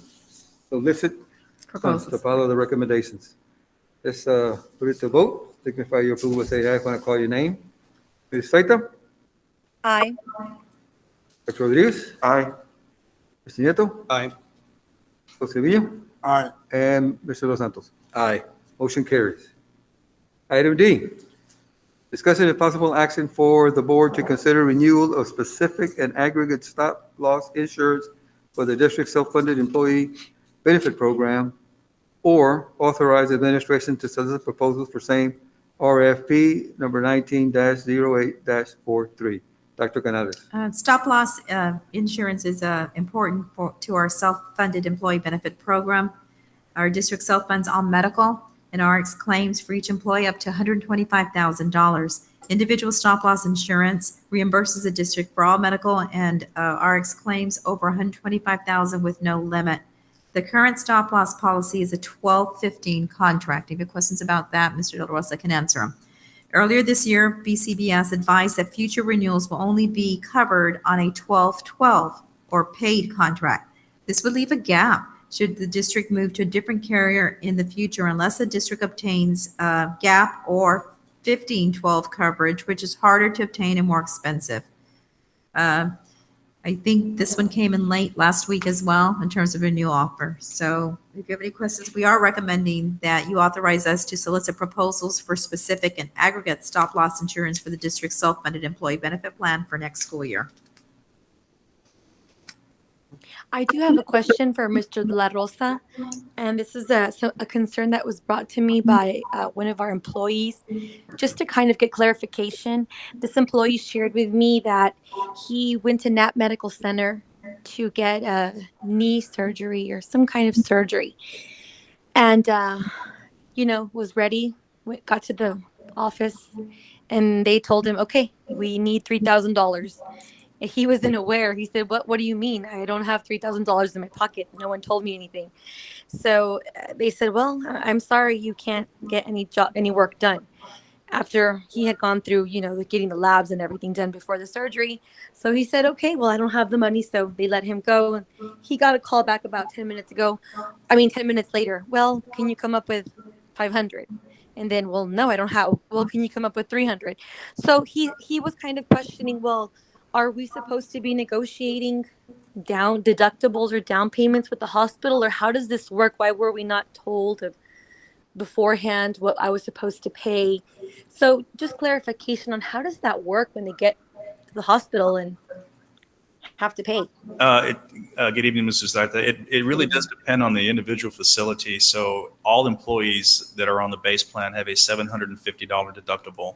After that, then they have to meet their coinsurance of 30% with the max out-of-pocket of $3,500. So most of the time, a facility will collect a deductible before any services are rendered. I'm talking if you're going to have surgery or any type of procedure at a hospital, because that is your deductible and you are responsible for your deductible. Then most of the time what happens is they'll send the claim to be processed and then they'll determine your coinsurance. And that's going to be 30% if you're on the base plan. If you're on the high plan or the state plan, it's of course lower, but it's up to the facility if they want to collect that up front. Or like I said, the vast majority of the times they'll send you a bill later for the coinsurance after the claim has been processed and finalized. I don't know what Okay, so do we have something in, I don't know how this works. How do we do the, obviously it's by case basis per each employee, but what's the process for the system of telling them this is how much you're going to need before you show up, have your money ready? How do they find out? What do they do? Well, I mean, our benefit structure is posted online. So during open enrollment, if you do make changes, of course, your benefit structure is explained to you. All new hires are explained their benefit structure. So employees do have a responsibility to meet their deductible, and that's not just Weslaco ISD, that's any health insurance plan. Employees also do have a coinsurance or have a responsibility to meet their coinsurance. Now, a lot of the times the facilities will sit with the employees. I'm talking whether it be NAP or Valley Baptist or whatever facility that's a network. Most of the time before procedure happens, the hospital will have a little chat with you, their billing department, and they'll tell the employee, okay, well, you do have a $750 deductible, so we would like that paid up front, and then we'll wait on your coinsurance, or they'll have an estimation on your coinsurance, what it'll be. So that is really between the provider and the employee, depending on what process the provider wants to take. If NAP wants to work with, I'm not just saying NAP, any facility wants to work with them. But a lot of times facilities will ask for the deductible in advance. But again, that's up to the individual facility.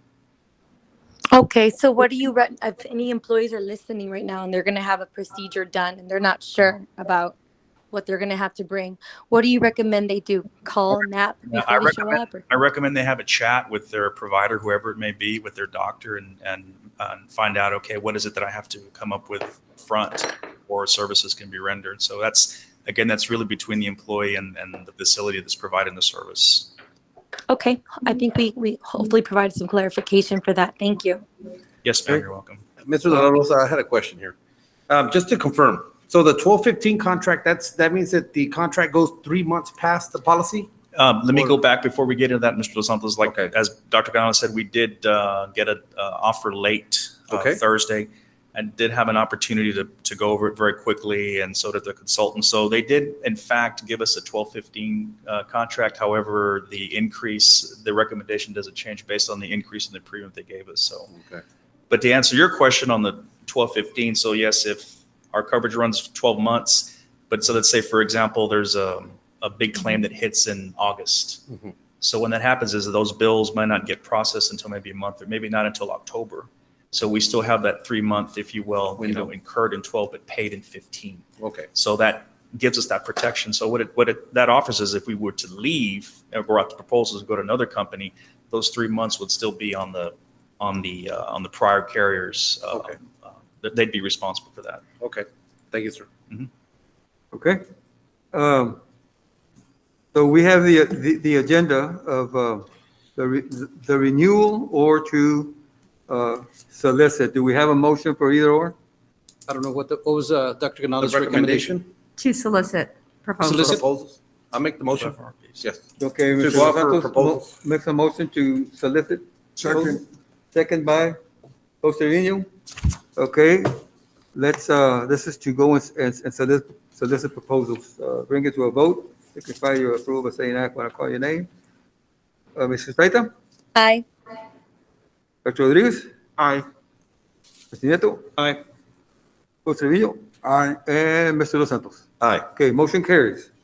Item E, discussion and possible action for the board to consider renewal of the district's group dental insurance through Emeritus, or authorize administration to solicit proposals for same RFP number 20-04-18. Dr. Canales. Board of Trustees, last year, the district conducted an RFP for group dental insurance, and Emeritus was selected with an option to renew for 2 additional 1-year terms. Rates and benefit packages will not change. The district pays $10.48 per employee per month. And we are recommending that we renew the district's group dental insurance through Emeritus for next school year. So move. Okay, we have a motion by Mr. Nieto Second. and a second by Mr. Los Santos, to approve the renewal of the district's group dental insurance through Emeritus. Let's bring it to a vote. You signify your. Oh, wait, it's a request for proposal or renewal? Wait a minute. It's a request for renewal. This is, Renewal. right, You are requesting a renewal. yes, Okay. renewal, right, there's no changes misunderstood. I to the stand prices, corrected. Okay. right. The motion is to request, For renewal. To to renew, solicit proposals to renew. No, just, just to renew. Right. Okay, that's what I'm asking. yes, to renew, sir, just to renew, right. Yes, okay. So we are I do have going to a question. renew. I do have a question, though. Okay, now, We can discuss. we had a motion by Mr. Neto and a second by Mr. Los Santos. Now we open it for discussion. Correct. Yes. My question, Mr. La Rosa, is, I know this is one item, and I missed that workshop that you had. Is it customary to have different vendors, to have different, Blue Cross Blue Shield over here, then we have dental over here, and then we have the disability over here? Is it customary to have different ones, or can it all be under one umbrella, under one vendor? It's possible, but again, when we go out for proposals, we recommend the companies that provide the best value to the employee in the district. So This right here. So it'd be possible that, say one company, Acme Insurance, had the best product proposal for everything, and then we would recommend those on an individual basis. But when we evaluate these products, we evaluate them on an individual basis. Very, very highly unlikely that one company will have the best proposal for every single product. Okay. And this is at the same price as we had last year? No changes. No That's changes. correct. Okay. Okay? Well, let's take it to a vote. Signify your approval by saying aye when I call your name. Ms. Staita? Aye. Dr. Rodriguez? Aye. Mr. Nieto? Aye. Mr. Vino? Aye. And Mr. Los Santos? Aye. Okay, motion carries. Item F, discussion and possible action for the board to consider renewal of the district's fleet auto insurance, physical damage, or authorize administration to solicit proposals for same RFP number 19-07-39. Dr. Canales. Board of Trustees, back in 2019, we conducted an RFP for comprehensive fleet auto insurance. The district's fleet policy covers all owned, hired, and non-owned vehicles in the event of an auto accident. The policy also covers damage caused to other vehicles during an accident. AGCS was recommended and awarded the auto physical damage portion of the fleet auto insurance program. The policy was only issued on a 10-month policy option. The renewal offer extends the coverage to 12 months, which will coincide with the district's new fiscal year in 2022. Travelers retains the auto liability portion, which is a 12-month policy, will be brought to the board later for consideration. This would be a final renewal option. It's a third and final year. We are recommending that we renew the district's auto physical damage insurance with AGCS Marine Insurance Company through Shepherd Walton King Insurance Group. So move. Okay, we have a motion by Mr. Nieto and I'll second. a second by Dr. Rodriguez to renew the district fleet auto insurance with RFP number 19-07-39. Any discussion? Not, let's take it to a vote. Signify your approval by saying aye when I call your name. Becky Susteta? Aye. Dr. Rodriguez? Aye. Mr. Nieto? Aye. Jose Trevino? Aye. And Mr. Los Santos? Aye. Item G, discussion and possible action for board to consider approval of the construction documents phase for the Pete Abrigo Ag Complex remodeling and improvements project. Dr. Canales. Board of Trustees, on May 11, 2020, the board approved PBK Architects, Inc. of McAllen, Texas, to develop the plans and specs for the construction of the Pete Abrigo Ag Complex Remodeling and Improvement Project. Mr. David Iglesias of PBK is here. Welcome, sir. And has held multiple meetings with Weslaco ISD staff, including Ms. Avila, CT Director, and her staff, Mr. Riojas, Executive Director of Athletics and Facilities, Mr. Americo Garza, to discuss and approve the project requirements to meet the needs of the intended program served. The mechanical, electrical, plumbing, civil, and structural design progress drawings were reviewed for completion. The contract provisions of the construction documents phase services include the following items. Number one, preparation of a comprehensive construction documents including drawings and specifications detailing quality and performance of materials and systems for the project. Two, update the estimated budget for the project. And three, ensure that the construction documents are in compliance with all governmental authorities having jurisdiction over the project. PBK Architects has provided these services and therefore completed the construction documents phase of the project. Walkthroughs of the project site have been conducted and reviews of project drawings have been made for conformance with project design requirements. The administration recommends approval of the construction documents phase of the project. We have Mr. Iglesias here who will be making a presentation right now. Mr. Iglesias, welcome. Thank you. Good evening, Mr. Board President, Board of Trustees, Dr. Canales. I'm David Iglesias, PBK Architects, here to present on the construction documents for Pete Obdigo Ag Complex remodeling and improvements. You can see these are couple of pictures of the existing building. The building itself is structurally sound. You can see some surface rust, so we are calling for the rust to be, remedied and primed and painted. We are Sir, also calling. You said something right now. You said it is structurally sound? Yes, this building. Okay. Yes. So we are calling for the structure to be primed and painted. The existing installation to be removed and replaced with new installation, as well as new roofing metal panels. We have had several meetings with administration, as well as Mrs. Avila and all the ag teachers to develop a floor plan. As you can see here, this is the proposed floor plan with all the pen layouts. We have it evenly split, the north half and the south half. This particular layout, we have approximately 96 lamb and goat pens, 48 hog pens, and 22 cattle pens. We do have an open area in the center for an arena where they can work out the animals. The entire floor, or majority of the floor, will have concrete. We will have trench drains to be able to allow for easy cleaning of the pins. Each of the pins will have access to electricity as well as running water. You can see an elevation here. We are calling to enclose the building for security and protection. We do have a combination of solid metal panels and some perforated metal panels to allow for airflow, for natural airflow. This is a electrical power plant. You can see we do have, like as I mentioned, we do have power to each of the pins. We do have big fans available, or that'll be installed to allow for air ventilation. We will be installing new LED lighting throughout as well, and security lighting around the perimeter. This is the plumbing floor plan. This is the plumbing showing all the trench drains. So it'll be for easy cleaning for each of the pins. And we will have running water available for each of the pins as well for the animals. The building will also be a fire sprinkler to meet code. Rendering of the front entrance, you can see with the solid metal panel, we will have a secured main entry with access control.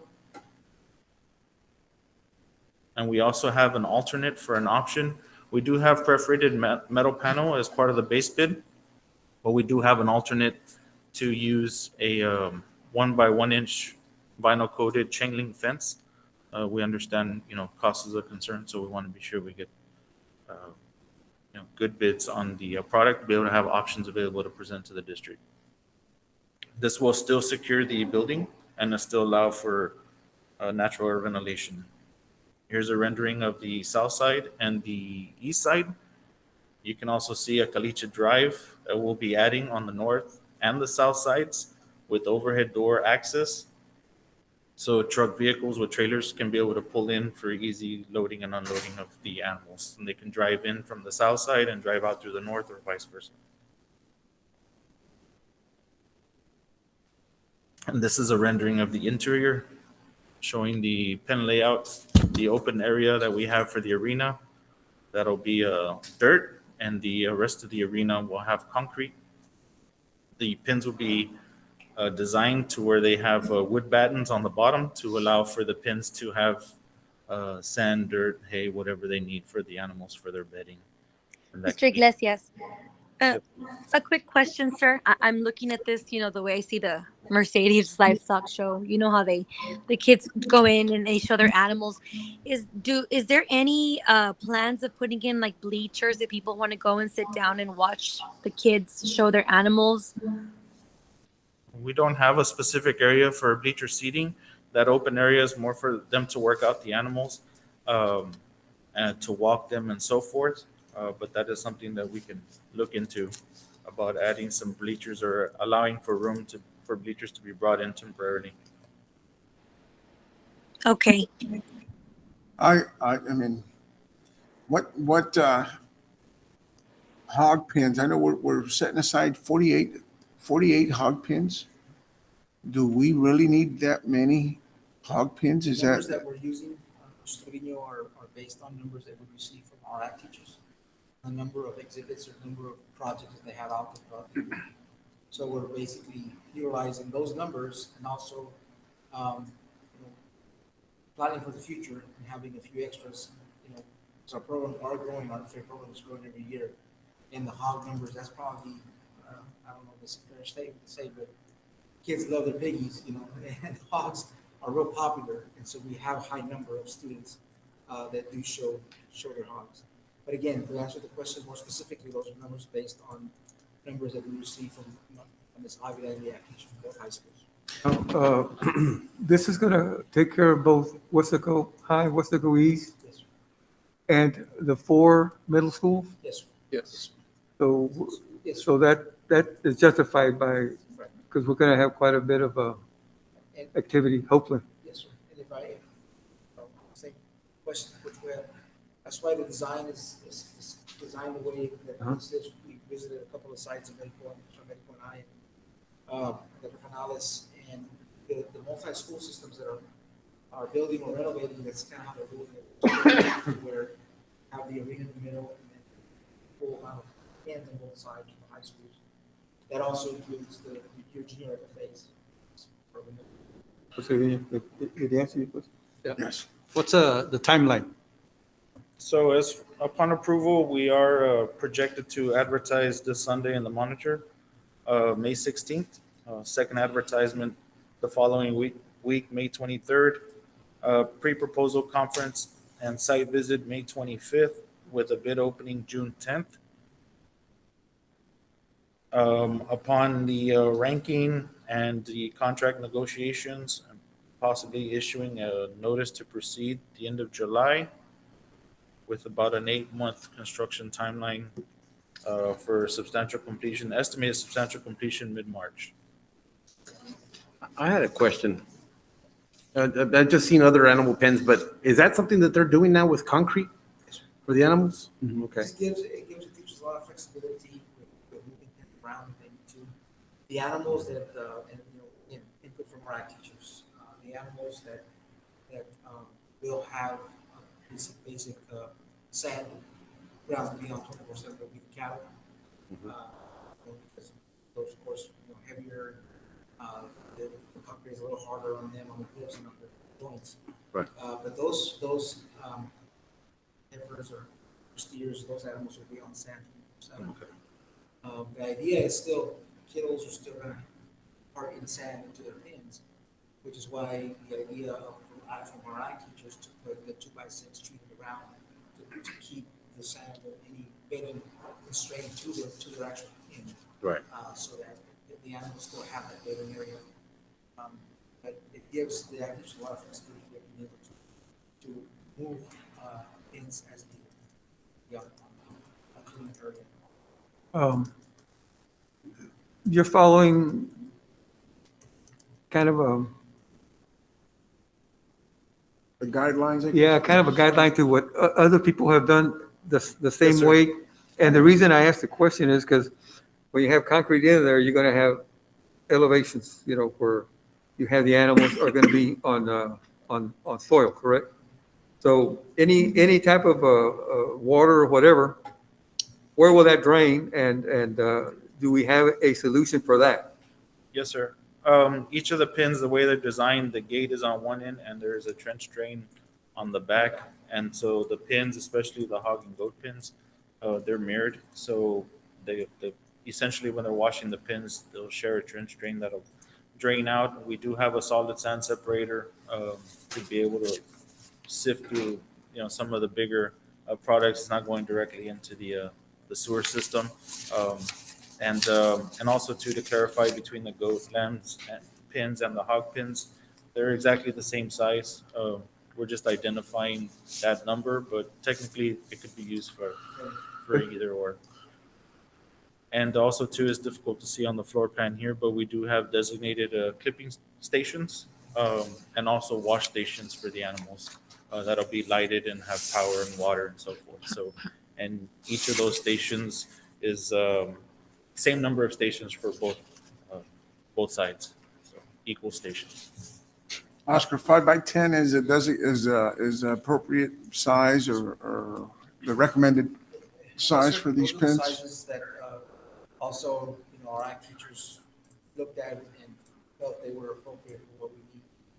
We've had, like Mr. Alexis mentioned, we've had 3 or 4 meetings, big team, ag teachers, MEPs, our own staff, reviewing floor plans for a couple of hours, and just trying to make sure that we don't miss anything, that our ag teachers are happy with at the end of the day with this building, because it's going to be a really, really nice building that our kiddos are going to really, really enjoy for a long time. Now, going back to, this area does flood, right? Or the area around it, are we going to take care of that? Not necessarily on ground, even after the tremendous flood that we had. So the area there was not flooded. It was just surrounding. The surrounding, the parking lot, or is it safe to say the parking lot, or? No, just kind of the areas around us. Kind of where the detention ponds. Towards the B Garza campus. So now with that detention pond. That's gonna. It's gonna take care of it. Okay. And if I may add, for comparison, PSJA ag facility that they actually have all the high schools in a slightly smaller structure. So are we, I'm sorry. Go ahead. So are we, you just mentioned PSJA, and they're smaller. They got 3 or 4 or 5 high schools over there. 4 high schools, I think, that service, and they got 1 facility that services. So are we building ours maybe a little too big? Well, if I may, we already have the structure, so we're utilizing what was there already. So we're not adding. We're not square adding. footage at all. Okay. The building is already set. We're just remodeling. So, and that's what was my next question, I guess. And the cost went up significantly, like 33%. Yes. Okay, and where's that money coming from? Is it something that was already allocated? Where's the budget? Yeah, because it has a 33% increase in cost of materials, and then you have another increase for the engineering fees. So was that money already budgeted, and where's it coming from? The $1.5 million that we had initially budgeted, it's already allocated. Right. The other 500,000, we have some money from other projects that we haven't spent as much. One of them is this air conditioning unit that we need to buy, which we will buy from the ESSA funds. So the additional money, whether 300,000 more or so, we can get it from there. Okay. The money's in the construction fund already. So yeah, the 500,000 that you're adding, that's coming from Yeah, other it's in the construction other fund. projects. Yes. Okay. That we saved. Which now we can get from the ESSA fund. Right, yeah, because you can substitute for the ACs and ventilation. Correct. I move to approve the construction documents phase for the Pita Abrigo Complex Remodeling and Improvements Project. Okay, we have a motion by Mr. Nieto to approve. Do we have a second? A second. Okay, we have a second by Dr. Rodriguez. We've had some good discussions. Yes, so we did. I'm going to take it to a vote. Signify your approval by saying aye when I call your name. Mrs. Taita? Before I say aye, just if, let's say in the future, I'm thinking if we want to have, science lessons or anything, can little bleachers, or if you want to have a crowd there to see the animals, that can still be revised, correct? This isn't like permanent, or that's it. This is the way it stays. Okay, so Saita says yes, and she'd like to see what we discussed on the bleachers. Dr. Rodriguez? Aye. Nieto? Aye. Jose Vino? Aye. And Mr. De Los Santos. Aye. Motion carries. Item H, discussion and possible action for the board to consider approval for the boys' athletic facilities and the girls' athletic facilities at Weslaco High School and Weslaco East High School remodeling project CSP number 18-04-21 as follows. One, a deductive change order for the unspent project contingency allowances, credits, delays, days to complete the project, excluding liquidation damages, and two, the final completion of the project. Dr. Canales. Board of Trustees, back on May 21st, 2018, the board approved Rigney Construction LLC for the construction of this project for $5.2 million. The scope consisted of the remodeling of the athletic field house of Weslaco East High School and the remodeling of the previous football field house at Weslaco High School. The project was completed after the board approved substantial completion date, and therefore it is deemed to be completed late. So the substantial completion of the project is 99 days late. The liquidated damages rate per contract is $500 per day. The total liquidated damages in the project is $49,500. We do have the contractor disputing the charges. Weslaco ISD administration staff will address this dispute through district legal counsel as needed. So we do have a deductive change order for the unspent balance of the allowance for this project of $75,128 that will be credited back to Weslaco ISD. The credits in the project resulted from insulation not required for the Weslaco High School site fire or sprinkler system backflow preventer. The requested delay days are due to unforeseen conditions throughout the construction project. After board approval and confirmation that all closeout documentation has been provided, we will proceed to process the project's remaining payment application. And that amount is for pending board approval. The total amount is $208,610.75. That does, so that's what we would pay out for this project. So we are recommending that you consider approval of the boys' athletic facilities and girls' athletic facilities at Weslaco High School and Weslaco East High School remodeling project. It includes a deductive change order for the unspent project contingencies, credits, delay days to complete the project. It excludes the liquidated damages, and it is the final completion of the project. And we have Mr. Riojas, Mr. Garza, and Mr. Iglesias here. So They give so the move to questions. so move to approve. Okay, Mr. Nieto moves to motion to approve. Do I have a second? Second. Okay, a second by Dr. Rodriguez. Any discussion? We've been utilizing both field houses since all this past year, right? Correct? Delays have been more punch list, getting everything all documented, finalized. Where we are today, and again, we're still in the discussions about the liquidated damages. So today, we're just holding on to that, so we can finalize. Have we had any issues come up since then, Oscar? Since we started using the building, sometimes you build. A good question, Coach, and I will say that the buildings have been really, really good. They've been really functional buildings. Some of the larger items that we were having to work around with were more of I guess, engineering kind of issues where we didn't have enough depth to drain, the washers, things of that nature. Those have since been addressed, and everything's been flowing really good, and the facilities have been very, very functional for our kids.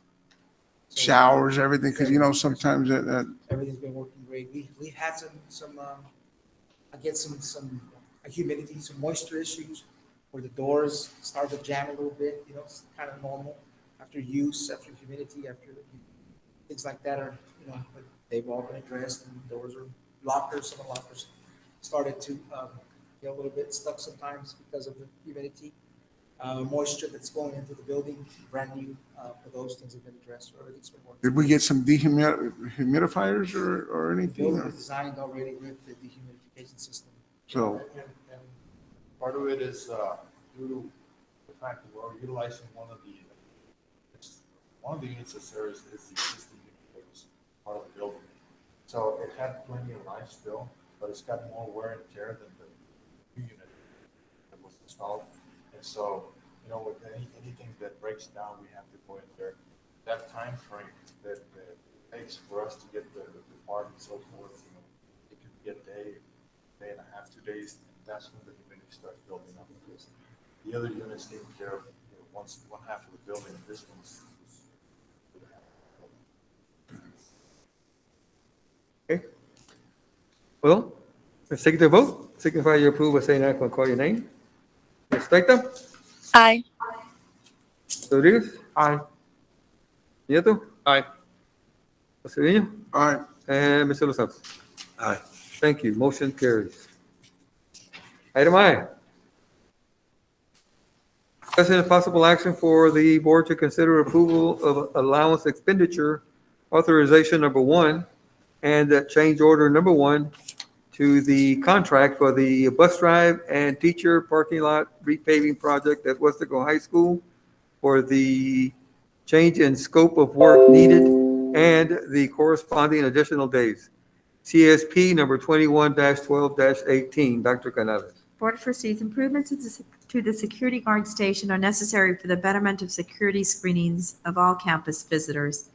The changes consist of the relocation of the guard station closer to the entrance gate, resulting in a required new foundation. The proposal includes the expansion of the entrance driveway by 2 feet to accommodate the entry of large delivery trucks. Finally, this expenditure covers the resulting modifications for the electrical connection of the new security guard station and a new light pole already included in the project. The new guard station will be constructed and installed by our own staff in Weslaco ISD. The additional work under the allowance expenditure is determined to be outside of the scope of work as stipulated in the signed contract. The net cost of the additional improvements is to be paid from the project allowance. Therefore, there is no increase in cost to the project. So move to approve. Okay, we have a motion to approve by Mr. Nieto. Second. Second by Dr. Rodriguez. To consider the allowance expenditure authorization number 1 and change order. The contract for the bus drive parking lot with a repaving project. And scope of work needed to a corresponding day, CSP number 21-12-18. Any discussion? What's the timeline? I saw that they've been working on it, but when is the finish date? The finish time is, we're looking towards the end of the summer. Yeah. Before school starts? Yes, before school starts. Okay.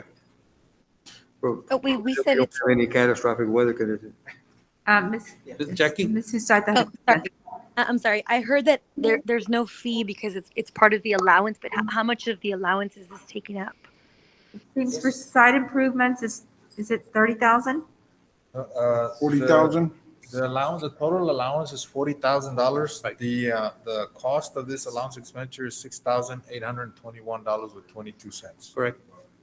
And that the 6,000 is just for the new light pole, or it also includes the guard, the 2 feet? That is correct. So it includes the new foundation and resized foundation of the relocated guard shack. And it's got the expansion of 2 feet. So for illustration purposes, I've added that sketch that's on your screen right now. And so that line, everything in green is pretty much new, and it's part of this allowance expenditure. What's in red, if you see that line on the bottom part of the image, is the existing electrical conduit that's powering was powering the existing guardhouse. And now the green part is where they're going to connect or pick up the electrical conduit to the new location. The pole itself is a brand new pole that's part of the project, and now they're going to reconnect it, or not reconnect, but connect and bring power from an existing pole that's already there. Okay, and the company who's paving is going to be in charge of drilling that light pole for us and doing everything. I believe so. They're gonna do all the work themselves, unless they have somebody that they've hired. But we can check on the sub if they have one. Okay. All right, my concern is just obviously we want to eliminate or reduce the amount of change orders. Here, why change the guard station after the fact? I mean, I heard some of the points there, but if we're moving it X amount of feet, why now? What we're trying to do, Mr. Trevino, is, number one is we're trying to expand that guard shack a little bit more, and provide, some network, some ability to maybe do a Raptor system later on in the future, and also give our securities an area where they can have some shade, or cover from the elements, because obviously they work outside a lot, and be able to access vehicles. We want to provide them with a little roof, also a little what's called lean-to, if you will. I don't know if that's the right word, but we want to just improve our guard shack size and capabilities. Now, And couldn't we add to this one, or is it cinder block, or what? And Well- add some awnings or Well, covers or whatever? It's a new design because we are expanding the guardhouse and relocation because it's too close to that turn, into the drive, the bus drive. And so we're trying to allow Larger for that- trucks. for that extra space, Mhm. yeah, as they go through. Now, the other thing that's happening there is that they currently don't have a computer. And so we're trying to improve the screening of visitors at the guard shack before they actually get into the campus. And so we're trying to get them a computer there, or a laptop and a printer as well, so that they can do the screening there, driver's license, whatever it is that they're checking. And also provide them with the air conditioning for that location as well. This is really for the delivery area and stuff, right? This is not the main entrance in Weslaco High. No, It's not. It's a good point, sir. It's not. However, plans are for us to do the exact same thing to the guard shack on the north side, which is on Pike, right? Pike. And then also in turn, make plans to start visiting with the West East, the two guard shacks, which would be the one off of Airport and the one on Old 83, and start the same process. And those would be done in-house by us as well. So we want to try to start that process of getting those guard shacks a little bit up to Now, par with the technology. I like the idea of that, and I know there's no way to get them all going at the same time, but, I'd be disappointed to see these finished here by July, and then the next ones, at the other campus, not, go a year and we still have the same thing there. And I think right now, just because we're in the middle of construction right now on the site, this is the completion of the project is depending also on us, getting this guard shack done. So that's kind of the sense of the urgency to get this one at least done, and then start planning for the other three.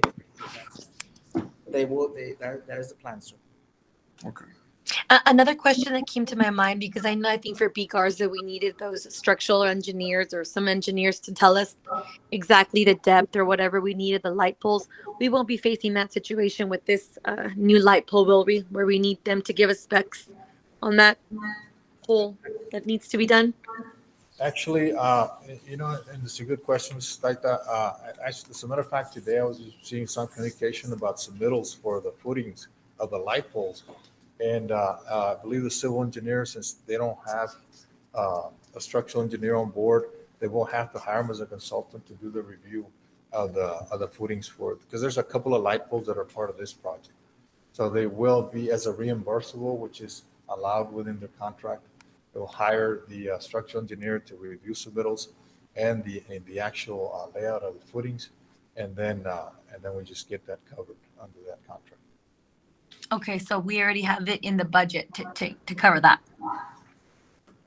Yes, we should have it covered, but it is built into the contract too. It's already built in. It's for not any gonna additional- Okay. Right. take away from the 33,000 that we currently have pending there, or. Okay. Okay, we'll take it to a vote. signify your approval by saying aye when calling your name. Ms. Staita? Aye. Dr. Rodriguez? Aye. Nieto? Aye. Mr. Trevino? Aye. And Mr. Lozano? Aye. Okay, motion carries. And now we go to item J. Discussion and possible action for the board to consider approval of allowance expenditure number 1 for the change in scope of work needed for the construction of the Bobby Lackey Stadium Visitor Parking Lot Project CSP number 21-01-19. Dr. Canales? Board of Trustees, this allowance expenditure number 1 consists of the installation of 485 feet of a 2.5-inch PVC water line. The existing water line servicing the stadium's southeast side concessions building is currently in the middle of the parking lot construction site running from north to south. The relocation of the water line is necessary to keep it from ending up under the new parking lot asphalt, which could cause problems if there's a problem later on with the line. The new water line will be connected to an existing water line near the football field house and run adjacent to the sidewalk to the concessions building at the stadium. So the net cost of the additional improvements is to be paid from the project allowance. Therefore, there is no increase in cost to the project. We do have a $40,000 allowance on this one as well.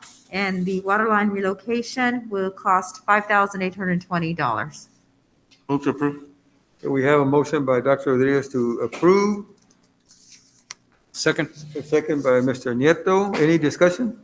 I do have discussion because as working with drillers, before any light poles are drilled into this ground here, I know that we always have to do the 811s and call, make sure there's no other than water lines, gas lines, electrical lines.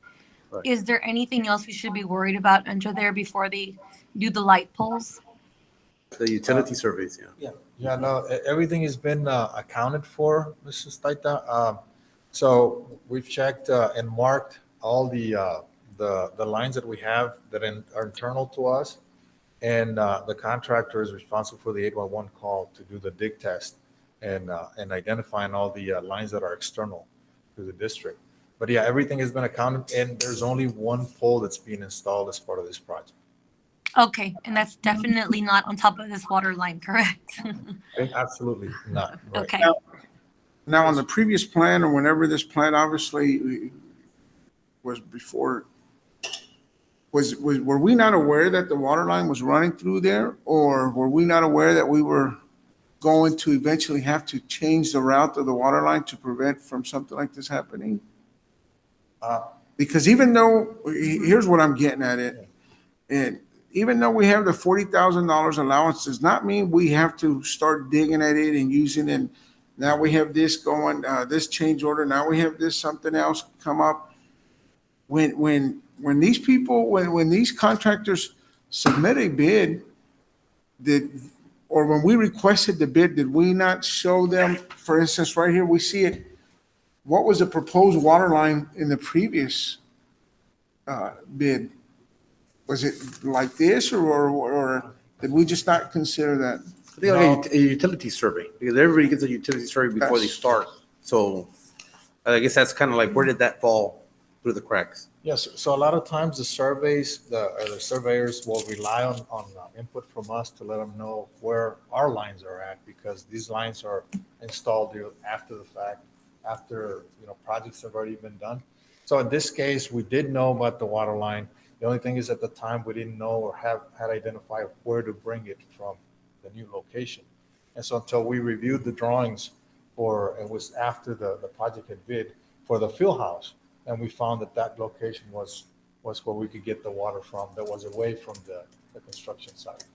But I know a little bit about construction. Normally, all that's laid out before construction starts. Yeah, and you're right, sir, and we may have just missed that one. Like Mr. Medico says, very similar to when we were building the field house at Weslaco High School. In the process of digging, we ran into a pipe that we didn't know existed down there, and that halted us for almost 2 months. Mhm.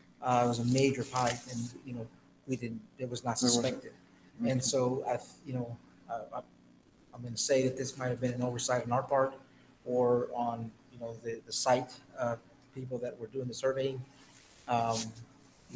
where we found that this water line was there, and we could obviously leave it there, but I think it's smarter now that we know that it's there to go ahead and cap it and reroute it and bring it from the field house as you see the green line to where it's not underground, to where if there is a leak, we can assess it and fix it without going to too much expense.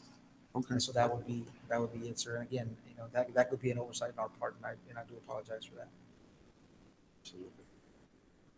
Okay. Okay, well, let's bring it to a vote and signify your approval by saying aye when I call your name. Mrs. Feita? Aye. Dr. Rodriguez? Aye. Nieto? Aye. Coach Trevino? Aye. And Mr. Los Santos? Aye. Okay, motion carries. We've already addressed item K, so that takes us to number 14, adjournment. So moved. The time now is 12:07 Tuesday morning. This meeting is adjourned.